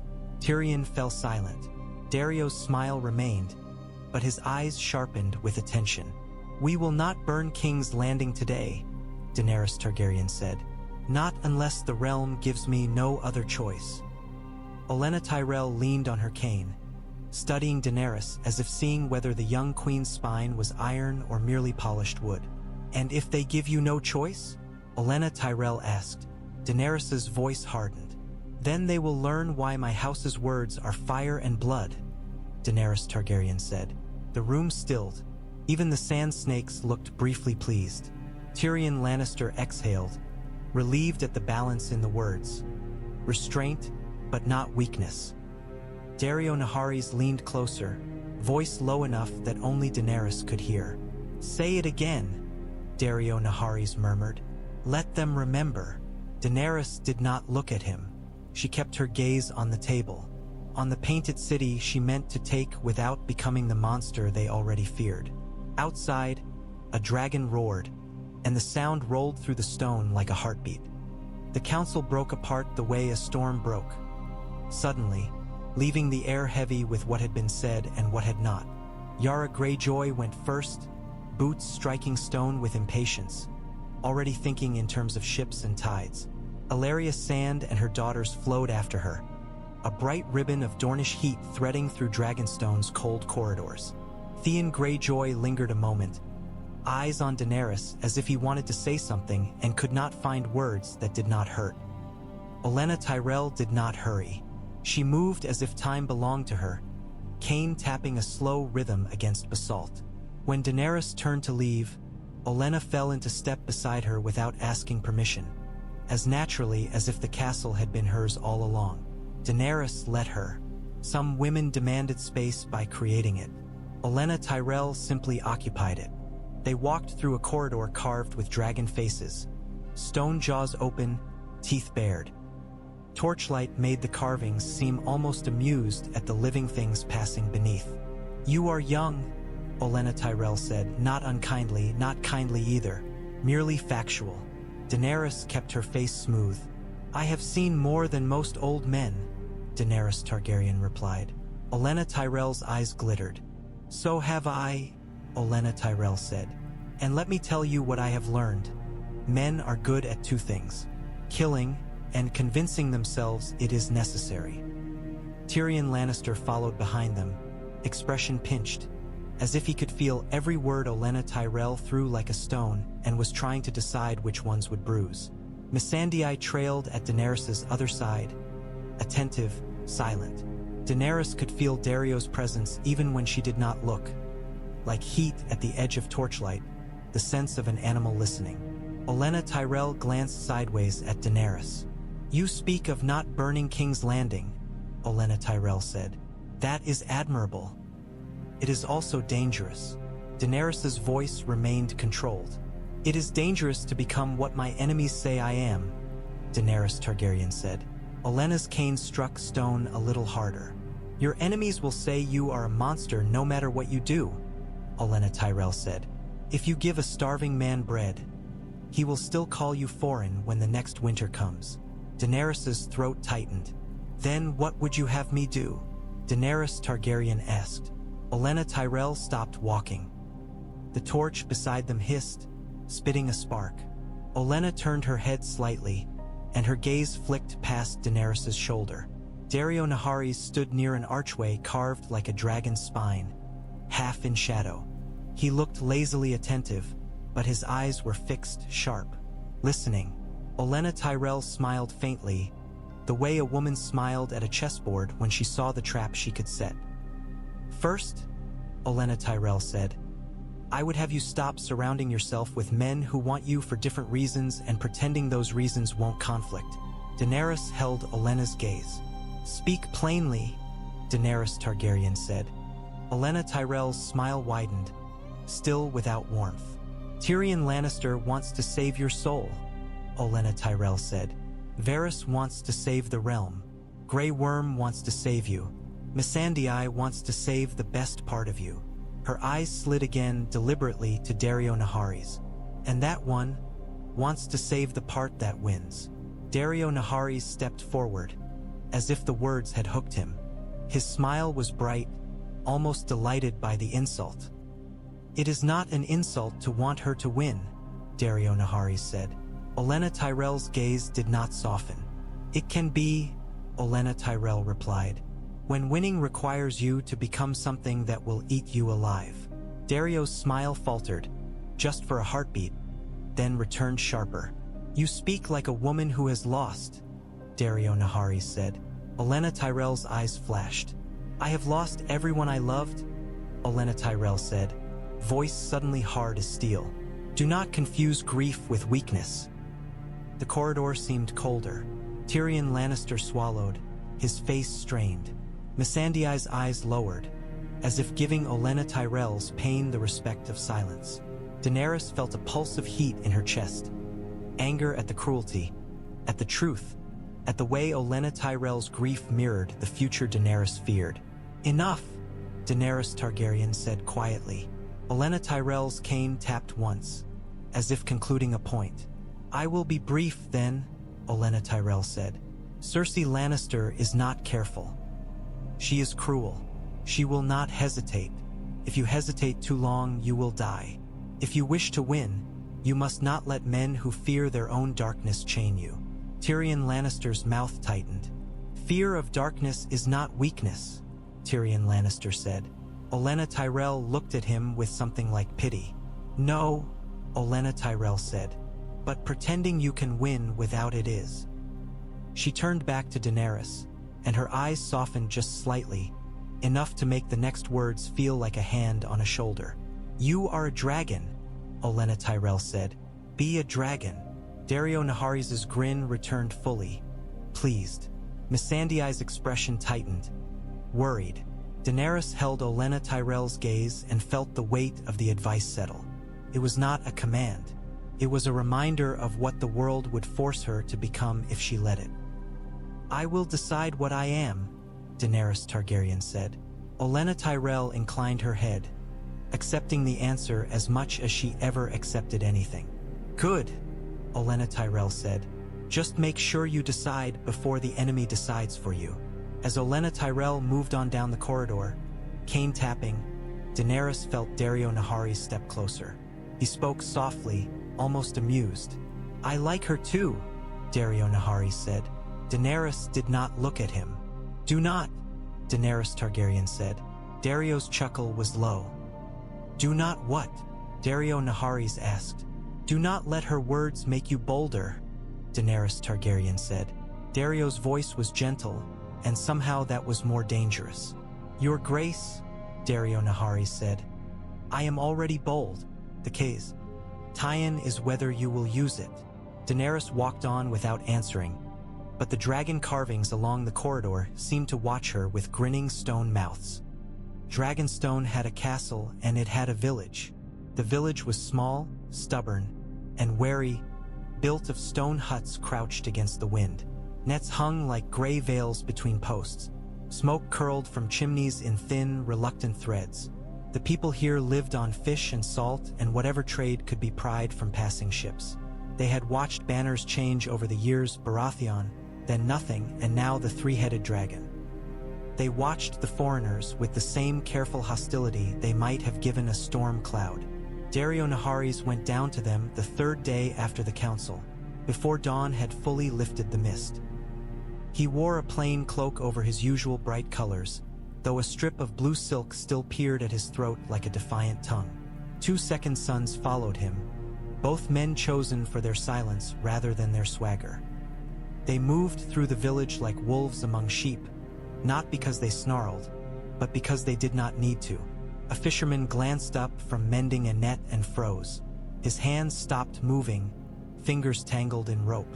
His gaze flicked from Daario's face to the knife at his belt to the mercenaries behind him. Daario smiled as if greeting an old friend. Good morning, Daario Naharis said in a thick Westerosi tongue, the words shaped carefully.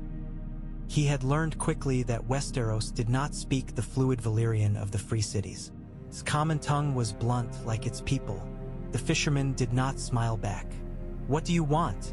He asked. Daario spread his hands. Fish, Daario Naharis said. Salt. Ale. Information. The fisherman's eyes narrowed. We don't sell information, he said. Daario's smile did not change. Everyone sells information, Daario Naharis said. Some just do not call it that. A woman passed with a child on her hip. The child stared at Daario with solemn curiosity. The woman pulled the child closer, protective, her eyes hard. Daario's gaze slid over her and moved on, not lingering. He knew where to look for fear and where to look for pride. Near the edge of the village, a group of Dothraki had gathered, trying to keep their horses calm on rocky ground that felt wrong underhoof. Their laughter was edged with irritation. Horses did not like sea wind. The villagers watched the horse lords with open distrust. A mare tossed her head, and the old man with the rusted spear flinched as if expecting the animal to bite. Daario approached the old man first. He liked to start with the ones who thought themselves brave, the ones who might turn a crowd. The old man's spear shook slightly, but he held it up anyway. His beard was gray. His eyes were watery and stubborn. We've had enough kings, he rasped. We don't need another. Daario Naharis stopped just out of spear range. You have a queen, Daario Naharis said. The old man spat on the ground. A foreign queen, he said. With savages. Daario's smile sharpened. Savages who have crossed the world, Daario Naharis said. Savages who follow her because she is strong, not because she is kind.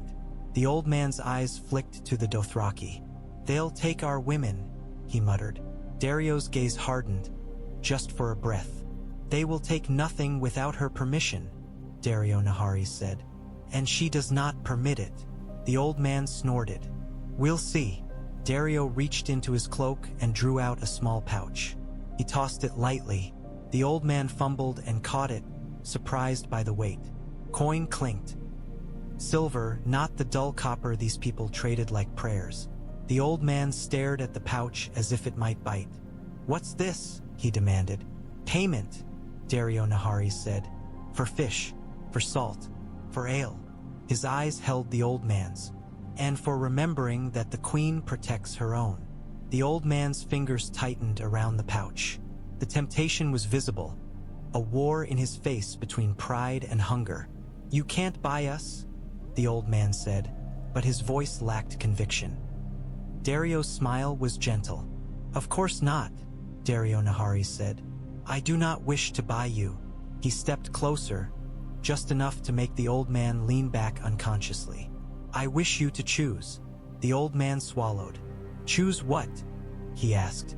Daario's voice lowered. Choose whether you will be frightened by rumors, Daario Naharis said, or whether you will be frightened by reality. A gust of wind surged through the village, rattling nets, lifting cloaks. Somewhere above, a dragon cried, a distant, rolling sound that made even the Dothraki pause. The old man's eyes widened, and Daario saw the truth behind them. Fear, yes, but also awe. Daario leaned back, letting the old man breathe again. Tell your people, Daario Naharis said.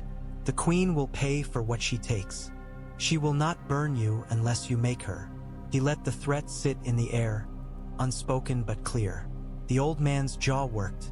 We don't want burning, he muttered. Then do not invite it, Daario Naharis said softly. He turned then, moving deeper into the village, stopping at a tavern with a crooked sign and smoke-stained windows. Inside, the air smelled of stale ale and fish and wet wool. Men turned to stare. Silence fell like a net thrown over a school of fish. Daario Naharis smiled, bright and easy, as if silence were applause. He took a seat at the central table, beckoned for ale, and began asking questions in a voice loud enough for everyone to hear. Who sells to King's Landing? Daario Naharis asked. Who smuggles? Who has been robbed by taxmen? Who has a cousin who once served Stannis Baratheon and knows the caves beneath this island? Who has seen strange sails in the fog? First, no one answered. Then coin appeared on the table, another small pouch, another clink. The silence shifted. Men glanced at each other. A woman behind the bar swallowed hard. A young fisherman spoke first, voice quiet. There's a man, he said. Old. Lives by the Western Cove. He ran onions once. For Stannis. Daario's smile widened. Ah, Daario Naharis said. Onions. Useful. He lifted his cup.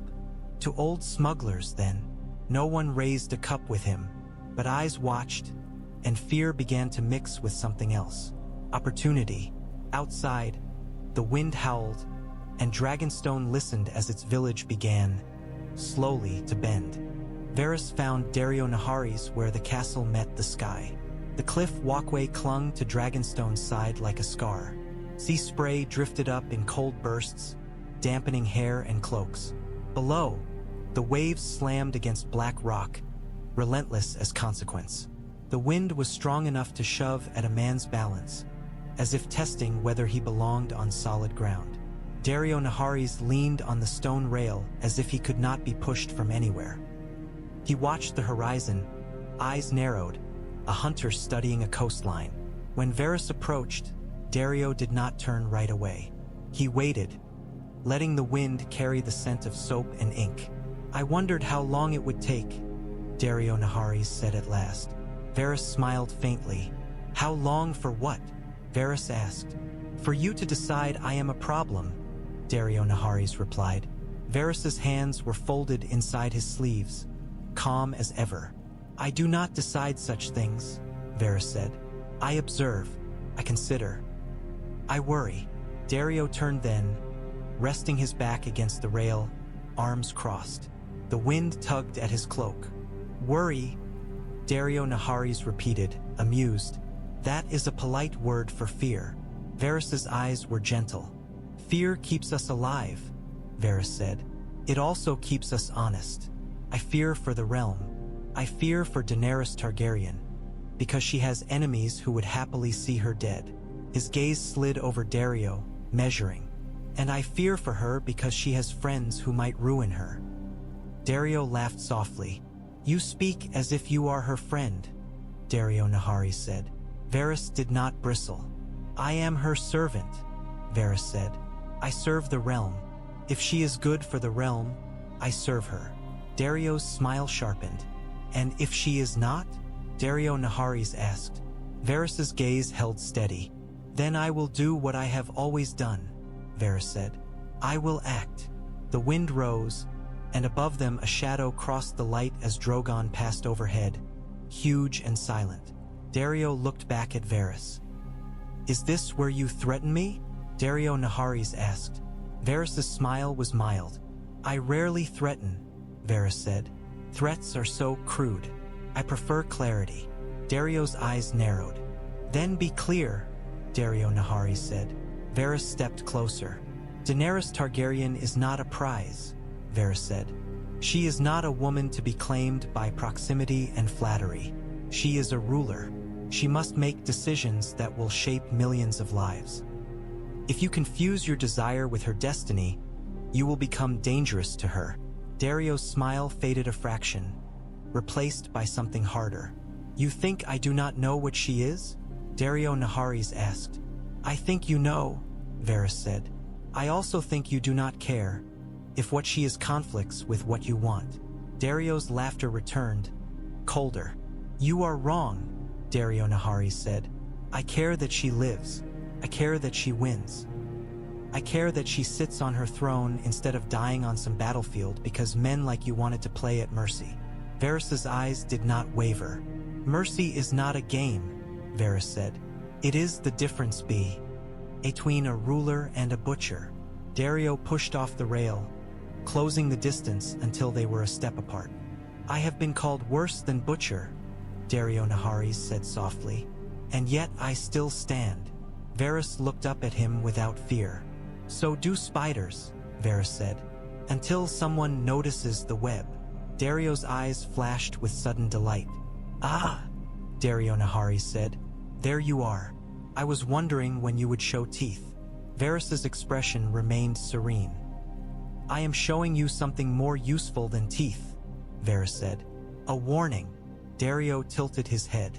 "A warning that you will act," Daario Naharis said. "A warning," Varys repeated, "that I have acted before. I have ended men who were sure they could not be ended. Kings, hands, lovers. I do not enjoy it, but I will do it if the realm requires." Daario's smile returned slowly. "Then you should hope," Daario Naharis said, "that the realm does not require me." Varys' eyes softened, almost sad. "The realm has always required men like you," Varys said. "That is the tragedy." The wind surged again. Below, the sea smashed itself against rock, endless. Daario leaned in, voice low. "Listen to me, spider," Daario Naharis said. "If you try to take her away from herself, if you try to make her small, if you try to chain her with your fear, then I will not need a web to end you." Varys did not flinch. "You misunderstand," Varys said. "I do not wish to make her small. I wish to keep her from becoming something the world cannot survive." Daario's eyes burned. "The world survives what it must," Daario Naharis said. For a moment, both men held each other's gaze. Then Varys inclined his head. "Enjoy the cliffs," Varys said. "Enjoy the sea. Enjoy the illusion that you stand alone with her." His voice turned almost gentle. "You do not." He walked away, cloak tugged by wind, footsteps quiet on stone. Daario watched him go, smile gone now, expression thoughtful in a way that made him look older. When Varys disappeared around the corner, Daario's hand slid to the rail, fingers tightening until his knuckles whitened. Above, Drogon's roar rolled over the castle like thunder, and Daario Naharis smiled again, this time without humor. The training ground had been a courtyard once, long ago, when Dragonstone held a living garrison. Now it was a rough expanse of rock and packed earth where wind swept in hard and the sea's voice never stopped. The basalt underfoot was uneven, forcing even disciplined men to adjust their stance. Grey Worm did not like uneven ground. He did not like chaos. He did not like Dothraki laughter spilling across drills like spilled wine. The Unsullied moved in silence, spears rising and falling in perfect unison. Their shields formed a wall with no gaps. When Grey Worm barked an order, his voice was clipped, precise, and it cut through the wind. The Unsullied responded as one body. The Dothraki on foot were something else entirely. Their horses were tethered nearby, snorting in irritation at the salty air. The Dothraki practiced with arcs, curved blades flashing, their movements more dance than drill. They jeered and shouted, mocking each other when a swing missed, laughing when someone stumbled on stone. Their joy was wild and loud, as if volume itself was strength. Daenerys Targaryen watched from a stone ledge above, Missandei beside her, Tyrion Lannister hovering with the careful unease of a man watching two different storms collide. The air was cold enough that Daenerys's breath fogged faintly, and the wind tugged at her cloak like a child demanding attention. Grey Worm's voice rose. "Hold," he commanded. The Unsullied halted in perfect stillness. Their spears froze mid-air as if time had been ordered to stop. The Dothraki did not stop as quickly. It took a heartbeat longer, a few final swings, a few last laughs. Grey Worm's eyes narrowed. Daario Naharis appeared at the edge of the yard, flanked by 2 second suns.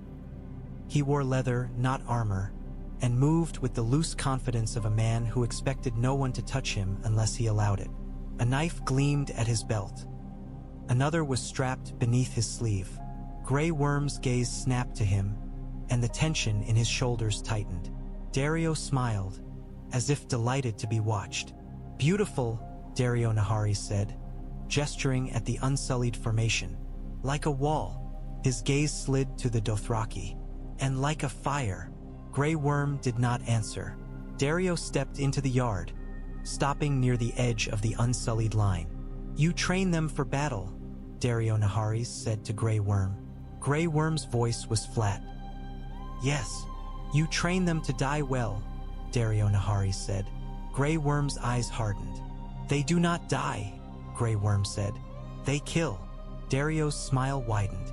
"Good," Daario Naharis said. "Then let me show you something." Grey Worm's jaw flexed. "We do not need Sellsword lessons." Daenerys lifted a hand slightly. "Wait." Daario turned to one of the Unsullied, a younger man with scars at his temples. "You," Daario Naharis said. "Come." The Unsullied did not move. He looked to Grey Worm for permission. Grey Worm's eyes flicked to Daenerys.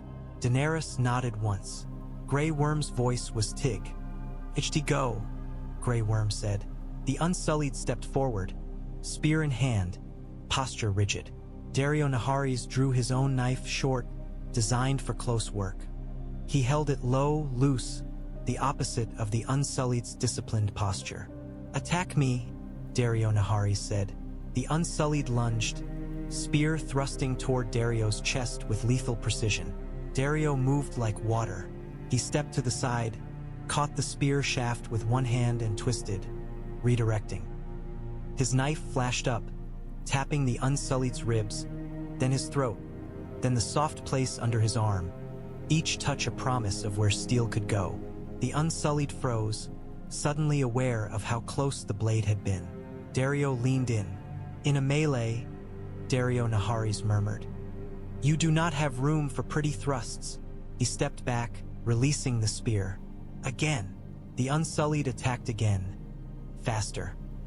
Daario slipped inside the spear's reach, caught the shaft, shoved it aside, and hooked his foot behind the Unsullied's ankle.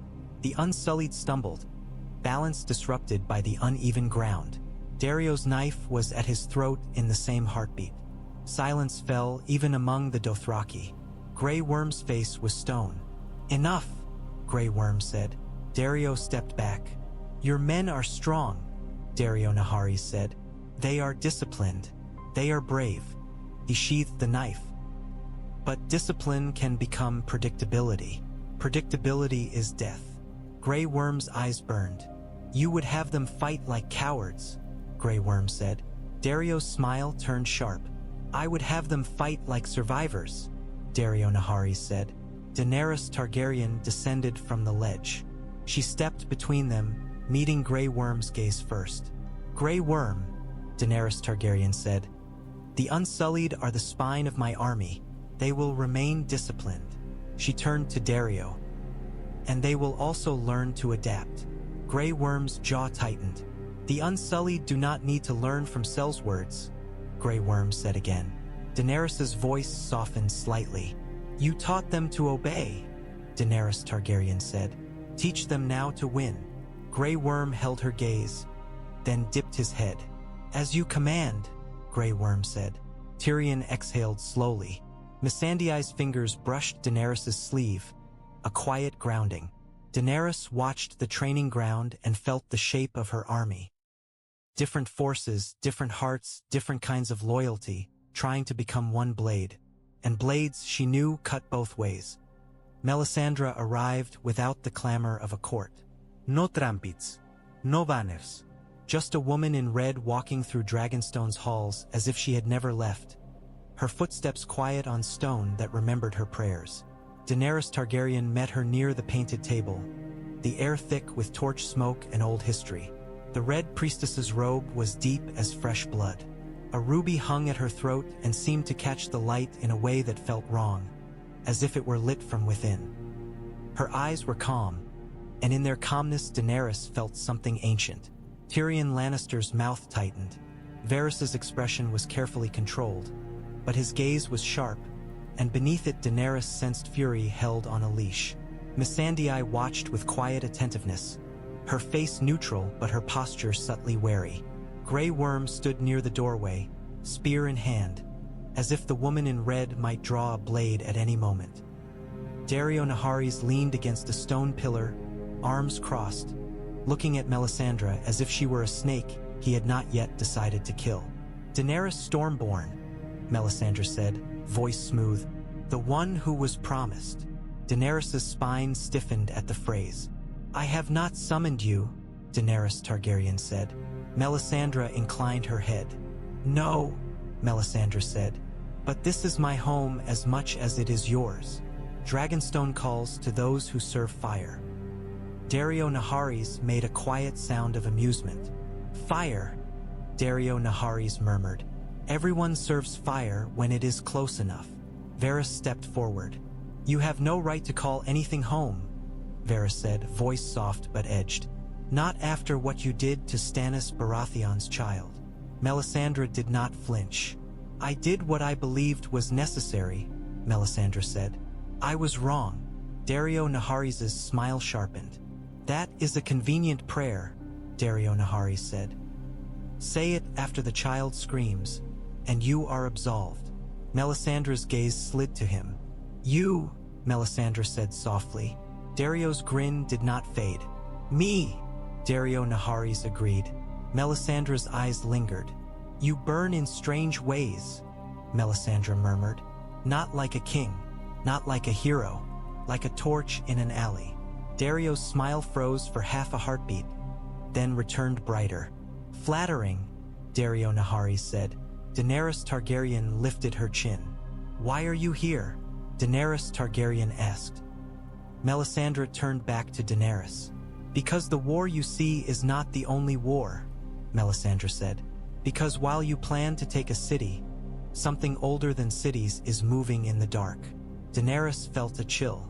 Melisandre continued. There is a great darkness in the world. It does not sit on a throne.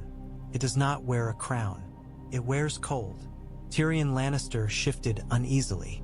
Missandei's hand moved slightly, as if she wanted to touch Daenerys' sleeve and did not dare. Varys' voice was tight. If you have come to frighten the queen with tales, you are wasting her time, Varys said. Melisandre's eyes flicked to him.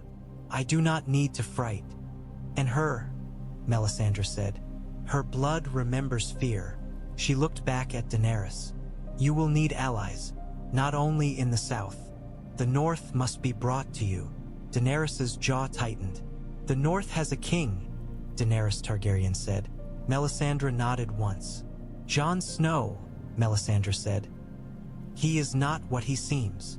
Daario Naharis laughed softly. Another king, Daario Naharis said. Westeros breeds them like lice. Daenerys ignored him. Why should I bring Jon Snow to me? Daenerys Targaryen asked. Why should I care about a man who calls himself king? Melisandre's gaze held hers. Because he is fighting the true war, Melisandre said. Because he will come if you call him, and because you will need him whether you want to or not. Grey Worm's voice was quiet. If there is a war in the north, Grey Worm said, We kill it. Melisandre's eyes slid to him. You cannot kill winter with spears, Melisandre said. Then she looked back at Daenerys. Your grace, you are fire. Jon Snow is ice. Together. Daario Naharis interrupted, amused and mocking. You make water, Tyrion Lannister muttered. Sometimes, silence is the most valuable contribution. Daario smiled at him as if the insult were a compliment. Daenerys stared at Melisandre. She did not like prophecy. Prophecy had haunted her since Qarth. It had tried to turn her into a character in someone else's story. And yet the chill in Melisandre's words felt real. Send word, Daenerys Targaryen said finally. If Jon Snow comes, he comes on my terms. I will hear what he has to say. Melisandre inclined her head. He will come, Melisandre said. Varys's voice was low, dangerous. And you will leave, Varys said to Melisandre. Melisandre's gaze met his. Yes, Melisandre said softly.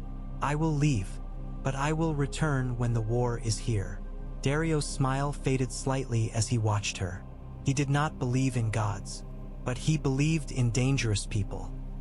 As Melisandre turned and walked away through Dragonstone's shadows, the ruby at her throat gleamed once more, and Daenerys felt the castle's old stone hum with something like memory. When the Red Priestess was gone, Daenerys realized she had been holding her breath. Tyrion Lannister exhaled. Well, Tyrion Lannister said, forcing humor that sounded brittle. That was comforting. Daario Naharis' voice was soft behind her. Witches are trouble, Daario Naharis said. Daenerys did not look at him. So are kings, Daenerys Targaryen said. Daario's chuckle was low. Then perhaps you should burn them, Daario Naharis murmured. Daenerys' gaze fell on the painted north, vast and cold, and for the first time since landing, she felt the sea in her bones again, wide, indifferent, and full of things hidden beneath the surface. Daario Naharis did not sleep when he was restless. He moved. Dragonstone at night was a different beast. The castle's corridors were quieter, the torches fewer, the shadows deeper. The sea's roar grew louder as if it sensed the sun's absence and took advantage. Wind moaned through carved dragons' mouths, making the stone seem to whisper. Down on the docks, the fleet rocked in dark water, hulls creaking, ropes groaning like tired men. Lanterns bobbed, casting trembling light. Sailors moved in small groups, voices low, laughter sharper in the cold. Men drank to keep warmth in their blood. Men gambled because fear needed somewhere to go. Daario Naharis slipped among them with the ease of someone who had learned long ago that the best armor was not steel, but confidence. He wore a cloak that hid his bright colors, but he did not hide his grin. He carried coin in one pocket and a knife in the other, and he trusted both. He found the one-eyed smuggler by the far end of the dock, near barrels of salted fish and coiled rope. The man was older, his beard gray, his face weathered by salt and hunger. One eye was clouded and pale, the other was sharp. He held a small knife, cleaning his nails with it as if daring anyone to misinterpret. You're not a fisherman, the smuggler said without greeting. Too pretty. Daario laughed softly. Pretty men catch different fish, Daario Naharis said. The smuggler's good eye narrowed. What do you want? He asked. Routes, Daario Naharis said. Coves, caves, hidden ways off this rock, hidden ways onto other rocks. He leaned closer, voice low. And I want names. The smuggler's knife paused. Names of who? He asked. Men who can carry messages without ravens, Daario Naharis said. Men who can bring me into places where a foreign army cannot march. Men who know kings landing not from maps, but from stink and stone. The smuggler spat into the water. King's Landing, he muttered. Full of rats. I like rats, Daario Naharis said. They survive. The smuggler's good eye flicked behind Daario, to the shadow where 2-second suns stood watching. You come with knives, the smuggler said. Daario shrugged. I come with friends, Daario Naharis said. And with coin. He drew out a pouch and tossed it lightly. The smuggler caught it one-handed. The pouch clinked. The smuggler's eye narrowed further. "That's a lot of coin for names," he said. Daario leaned on a barrel. "It is not coin," Daario Naharis said. "It is an invitation to live." He smiled. "Or it is payment for your silence, depending on what you choose." The smuggler's throat bobbed. "My name is Ronald," the smuggler said finally. "Ronald of the Blackwater. I smuggled for Stannis once. Onions, too, if you believe the stories." Daario's smile widened. "Onions?" Daario Naharis murmured. "I don't need legends," Daario Naharis said. "I need sewers. I need gate guards with hungry families. I need ship captains who hate taxes more than they fear Qui." Ennis. Ronald's good eye glittered. "You're planning to sneak into King's Landing," Ronald said. "I am planning to no King's Landing," Daario Naharis corrected. "Sneaking is only one way to enter a city." Ronald hesitated. "The Queen," he said, voice lower. "She knows you're doing this?" Daario's eyes gleamed. "The Queen knows I am loyal," Daario Naharis said. That was not an answer. Ronald heard it. His shoulders tightened. "Loyalty's a pretty word," Ronald muttered. "It's what lords demand and never give." Daario leaned in. "I am not a lord," Daario Naharis said. "And I do give what I promise." Ronald swallowed. "There's a man in King's Landing," he said finally. "A dockmaster's clerk. Takes coin, changes lists, forgets names. If you want people to disappear into the city, he can help." Daario's smile widened. "Good," Daario Naharis said. "And what does he want?" "Coin," Ronald said. "And safety." Daario laughed. "Everyone wants safety," Daario Naharis said. "Tell him he can have it. Under the Queen." Ronald's mouth twisted. "Under," he echoed, skeptical. Daario's grin sharpened. "Or under the sea," Daario Naharis offered lightly. Ronald flinched, then scowled. "You talk like a man who thinks he can scare anyone," Ronald said. Daario's eyes glittered. "I do not scare anyone," Daario Naharis said softly. "The world scares them. I simply remind them of it."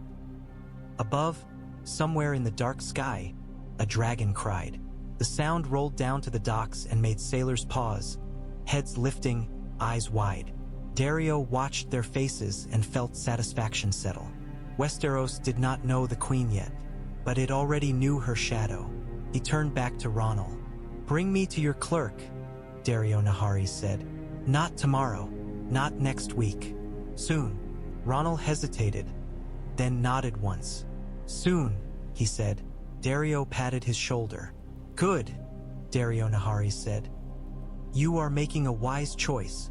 As Daario walked away into the darkness of the docks, his second sons melting after him, the wind tugged at Daenerys Targaryen's banner above. The dragon cloth snapped in the night like a whip, and Daario smiled as if he could hear it in his bones. News arrived like an arrow, sudden, sharp, and impossible to ignore. By midday, Daenerys Targaryen was back at the painted table, the room alive again with voices and tension.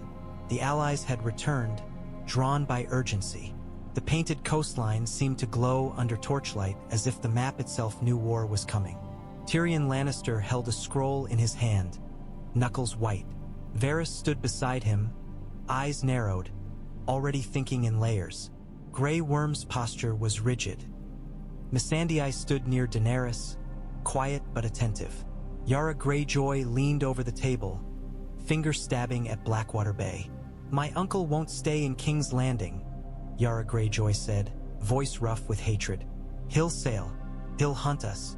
He's a madman with a fleet." Ellaria Sand's mouth curved in something that might have been a smile. "Then let him come," Ellaria Sand said. "I'd like to cut out his tongue." Nymeria Sand's fingers played with a whip at her belt. Obara Sand's hand rested on the pommel of a weapon. Tyene Sand's gaze flicked to Daario Naharis, amused, as if she recognized a fellow predator.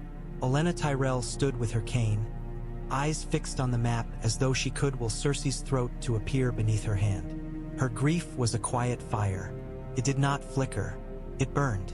Tyrion Lannister read from the scroll, voice controlled. "Our scouts report movement in King's Landing," Tyrion Lannister said. "Euron Greyjoy has been seen speaking with Cersei Lannister's men. We do not know his full plan, but we know him," Yara Greyjoy snapped. "His plan is always the same. He wants blood. He wants glory. He wants to hurt me because I humiliated him." Daario Naharis rested a knife on the edge of the painted table, blade flat. "If he wants to hurt you," Daario Naharis said, "then we should hurt him first." Tyrion's eyes flicked to the knife. "We will not start by winning?" Daario Naharis offered. Tyrion Lannister's patience frayed. "By provoking a naval war we may not be able to control," Tyrion Lannister said. "We have dragons, yes, but dragons do not swim. A storm at sea does not care about dragons." Daario's smile was bright. "Then do not fight him at sea," Daario Naharis said. "Fight him in his belly." Yara Greyjoy's eyes narrowed. "What does that mean?" she demanded. Daario leaned in over the table, finger tracing the coastline south of King's Landing. "Euron Greyjoy needs ports," Daario Naharis said. "He needs resupply. He needs shipwrights. He needs men to fix his hulls. He needs places to hide from dragons." Varys's gaze sharpened with interest. "And you would strike those places," Varys murmured. Daario smiled at him as if pleased to be understood. "Yes," Daario Naharis said.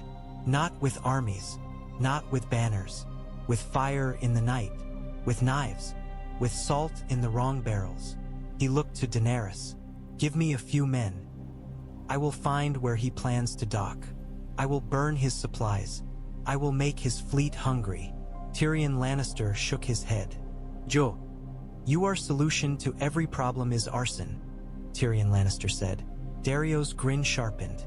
"No," Daario Naharis said. "My solution to every problem is to make the problem smaller." He tapped the knife lightly on the table. "Sometimes that is arson." Missandei's voice was soft. "Daenerys Targaryen said we would not strike blindly," Missandei reminded. Daario looked at Missandei with something like respect. "We would not be blind," Daario Naharis said. "I have eyes."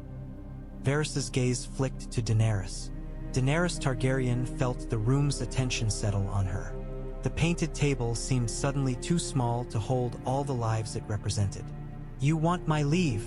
Daenerys Targaryen said to Daario. Daario's eyes held hers, steady. "Yes," Daario Naharis said, "because I respect your command." Tyrion Lannister's voice lowered, urgent. "Your Grace," Tyrion Lannister said. "If you send him and he is caught, it will confirm every rumor. They will say you came to Westeros with assassins. They will say you are no better than Cersei." Olenna Tyrell's cane tapped. "Cersei does not care what they say," Olenna Tyrell said. "That's how she wins." Tyrion's face tightened. "And that is why the realm hates her," Tyrion Lannister said. Elaria Sand's eyes gleamed. "Hate is useful," Elaria Sand said. "It makes people move." Daenerys felt the familiar pull, desire for quick victory, the tempting simplicity of knives and fire. She also felt the weight of the throne she had not yet taken, and the people who would have to live under her once the war was done. She looked at Yara Greyjoy, who wanted her uncle dead. She looked at Olenna Tyrell, whose grief demanded blood. She looked at Tyrion Lannister, who wanted her to be better than her enemies. She looked at Varys, who wanted a ruler he could live with. She looked at Daario Naharis, who wanted her to win at any cost. "We strike, but not with dragons," Daenerys Targaryen said finally. "Not yet." She turned to Daario. "You will not go to King's Landing. You will not kill indiscriminately, but you may gather information." Daario's jaw tightened. "Information?" Daario Naharis echoed. "And if you find Euron Greyjoy's ports, his weaknesses," Daenerys continued, "you bring them to me." Daario held her gaze, then nodded once. "As you command," Daario Naharis said. Yara Greyjoy's mouth twisted. "Information won't stop him from coming," Yara Greyjoy said. Daenerys's voice was calm. "It will tell us where to meet him," Daenerys Targaryen said, "and whether we can break him before he reaches us." Tyrion Lannister exhaled, relief and worry mixed. Varys's eyes remained watchful. Daario Naharis lifted the knife from the table and slid it back into his belt. "Then I will bring you a map you can't paint," Daario Naharis murmured. Daenerys watched him and felt the shape of the compromise. Danger held on a leash that could snap. Outside, the sea roared, and somewhere above, dragons cried, impatient with human caution. Daario Naharis left Dragonstone at dusk in a boat too small for glory. It was a smuggler's craft, low in the water, painted dark, built to disappear into fog. The men who rowed were not soldiers in armor, not proud sailors under banners. They were the kind of men who lived between laws, who knew where the coast's teeth were and how to slip between them. Ronald, the one-eyed smuggler, sat at the stern, guiding them with a hand on the tiller. His good eye watched the water as if it could speak. Daario sat amidships, hood pulled low, cloak damp with spray. 2 second sons traveled with him, men chosen for silence and speed. Their blades were hidden beneath cloaks, their faces plain in the dim. The wind off Blackwater Bay tasted different from Dragonstone's wind. It carried more smoke, more human waste, more life crushed together behind stone. It carried the scent of King's Landing before the city was visible. Fog lay thick over the water, a swallowed sound. Oars dipped with soft, careful splashes. A lantern, shielded, glowed faintly beneath a blanket, more a suggestion of light than light itself. When the city finally emerged, it did so like a shadow thickening into shape. Walls rose pale in the distance, crenellations like broken teeth. Beyond them, the Red Keep's silhouette climbed the hill, dark against a sky bruised purple by fading day. Daario Naharis stared at it, eyes narrowed. This was the prize. This was the place men died for. It looked smaller than the stories and more dangerous because small things were easy to overlook until they bit. Ronald's voice was a whisper. "There," he murmured, pointing with his chin toward a section of wall near the docks. "That's where they're hauling something." Daario followed the gesture. At first he saw only movement, tiny figures against stone like ants. Then he saw the shape, a scorpion. Even from this distance, it was unmistakable. The long arm, the tension of twisted rope, the shape designed to throw death upward. Men on the wall hauled at it, sweating, and the weapon rose slowly into position like a monstrous insect climbing out of a nest. Daario's mouth tightened. One of the second sons, a merman with scarred hands, leaned close. "We can burn it," the man whispered. Daario did not answer immediately. He watched the scorpion settle into place, watched the soldiers tighten bolts, watched the way the weapon's silhouette framed the sky like a threat to any wing that dared come near. Burn it. It would be so easy. A few men with oil and flame in the right place, a few guards with throats opened silently, and the weapon would become ash. But Daenerys had given him a leash. Daario's fingers curled around the boat's edge until the wood creaked softly. He forced himself to breathe. "Not tonight," Daario Naharis whispered. Ronald's good eye darted to Daario, suspicion and relief mixed. "Smart," Ronald murmured. "They've got patrol boats. They catch you with oil, they'll hang you in the street."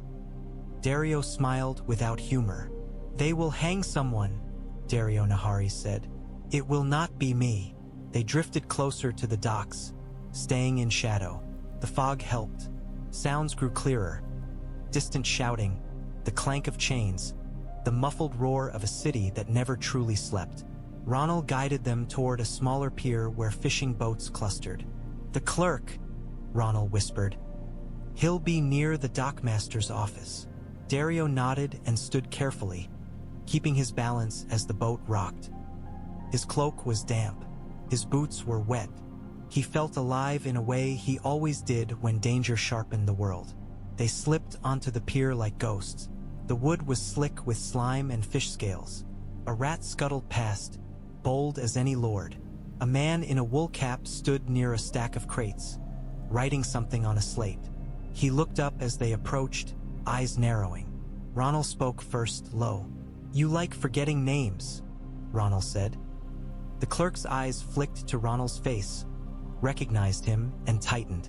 "I don't know you," the clerk muttered. Daario stepped forward, letting the hood shadow his features. He drew out a small pouch and let it hang in his hand so the clerk could hear the soft clink of coin. "You know me," Daario Naharis said. The clerk swallowed. "Who are you?"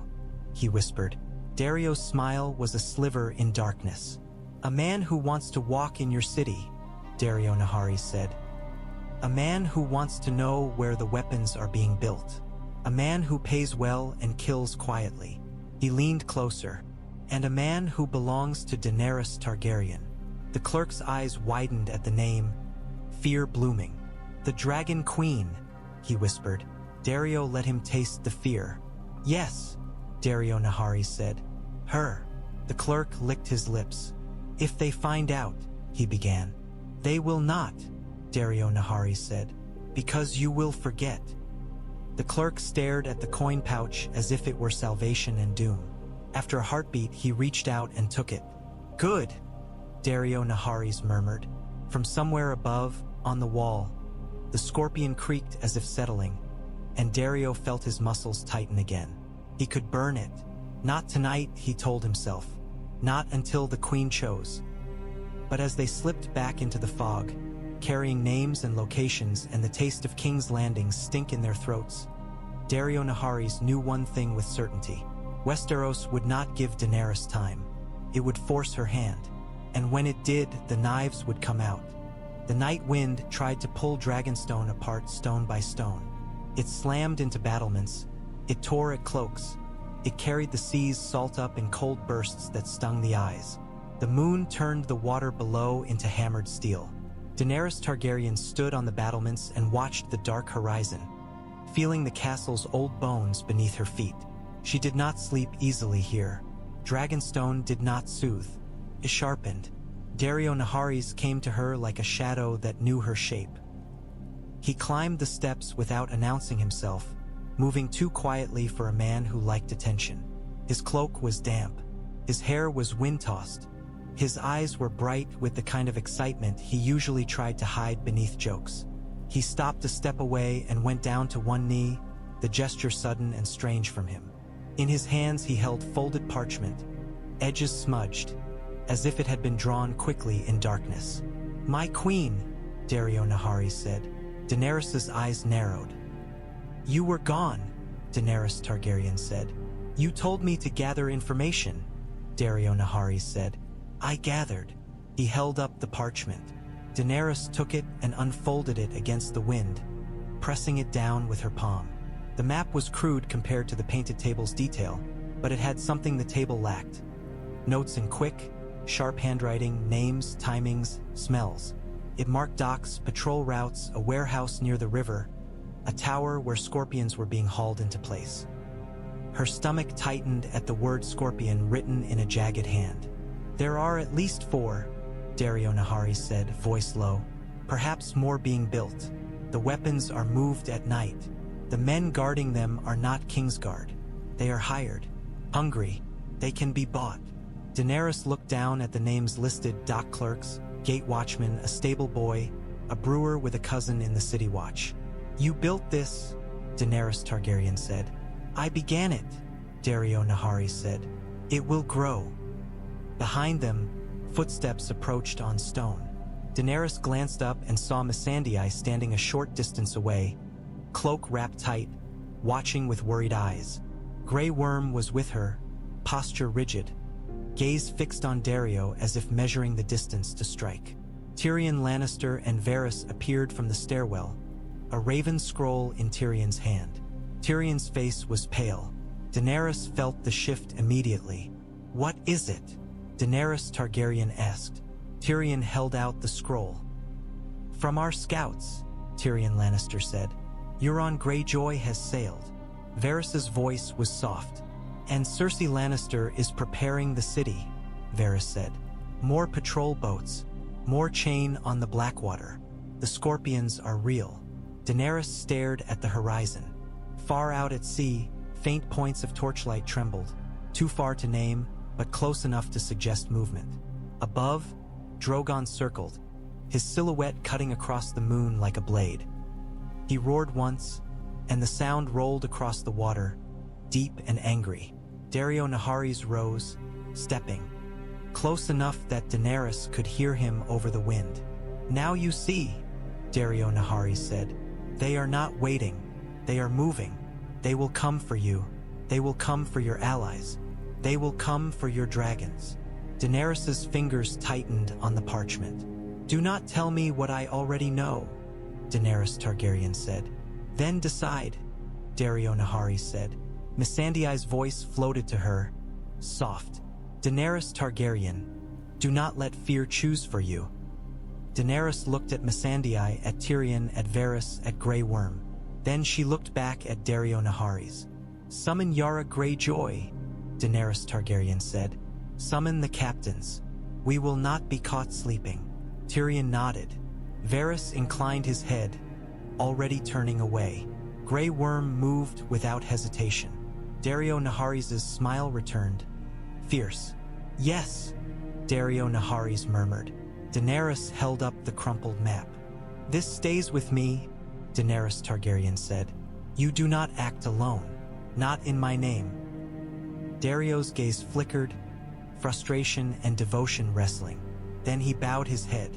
"As you command," Daario Naharis said. Daenerys turned back to the sea. The torchlights out there trembled, and the wind howled, and Dragonstone's dragons carved in stone seemed to grin in the moonlight as if they had always known what would come next. Daenerys Targaryen did not flinch. She folded the map carefully, held it like a blade, and listened as the castle began to wake for war.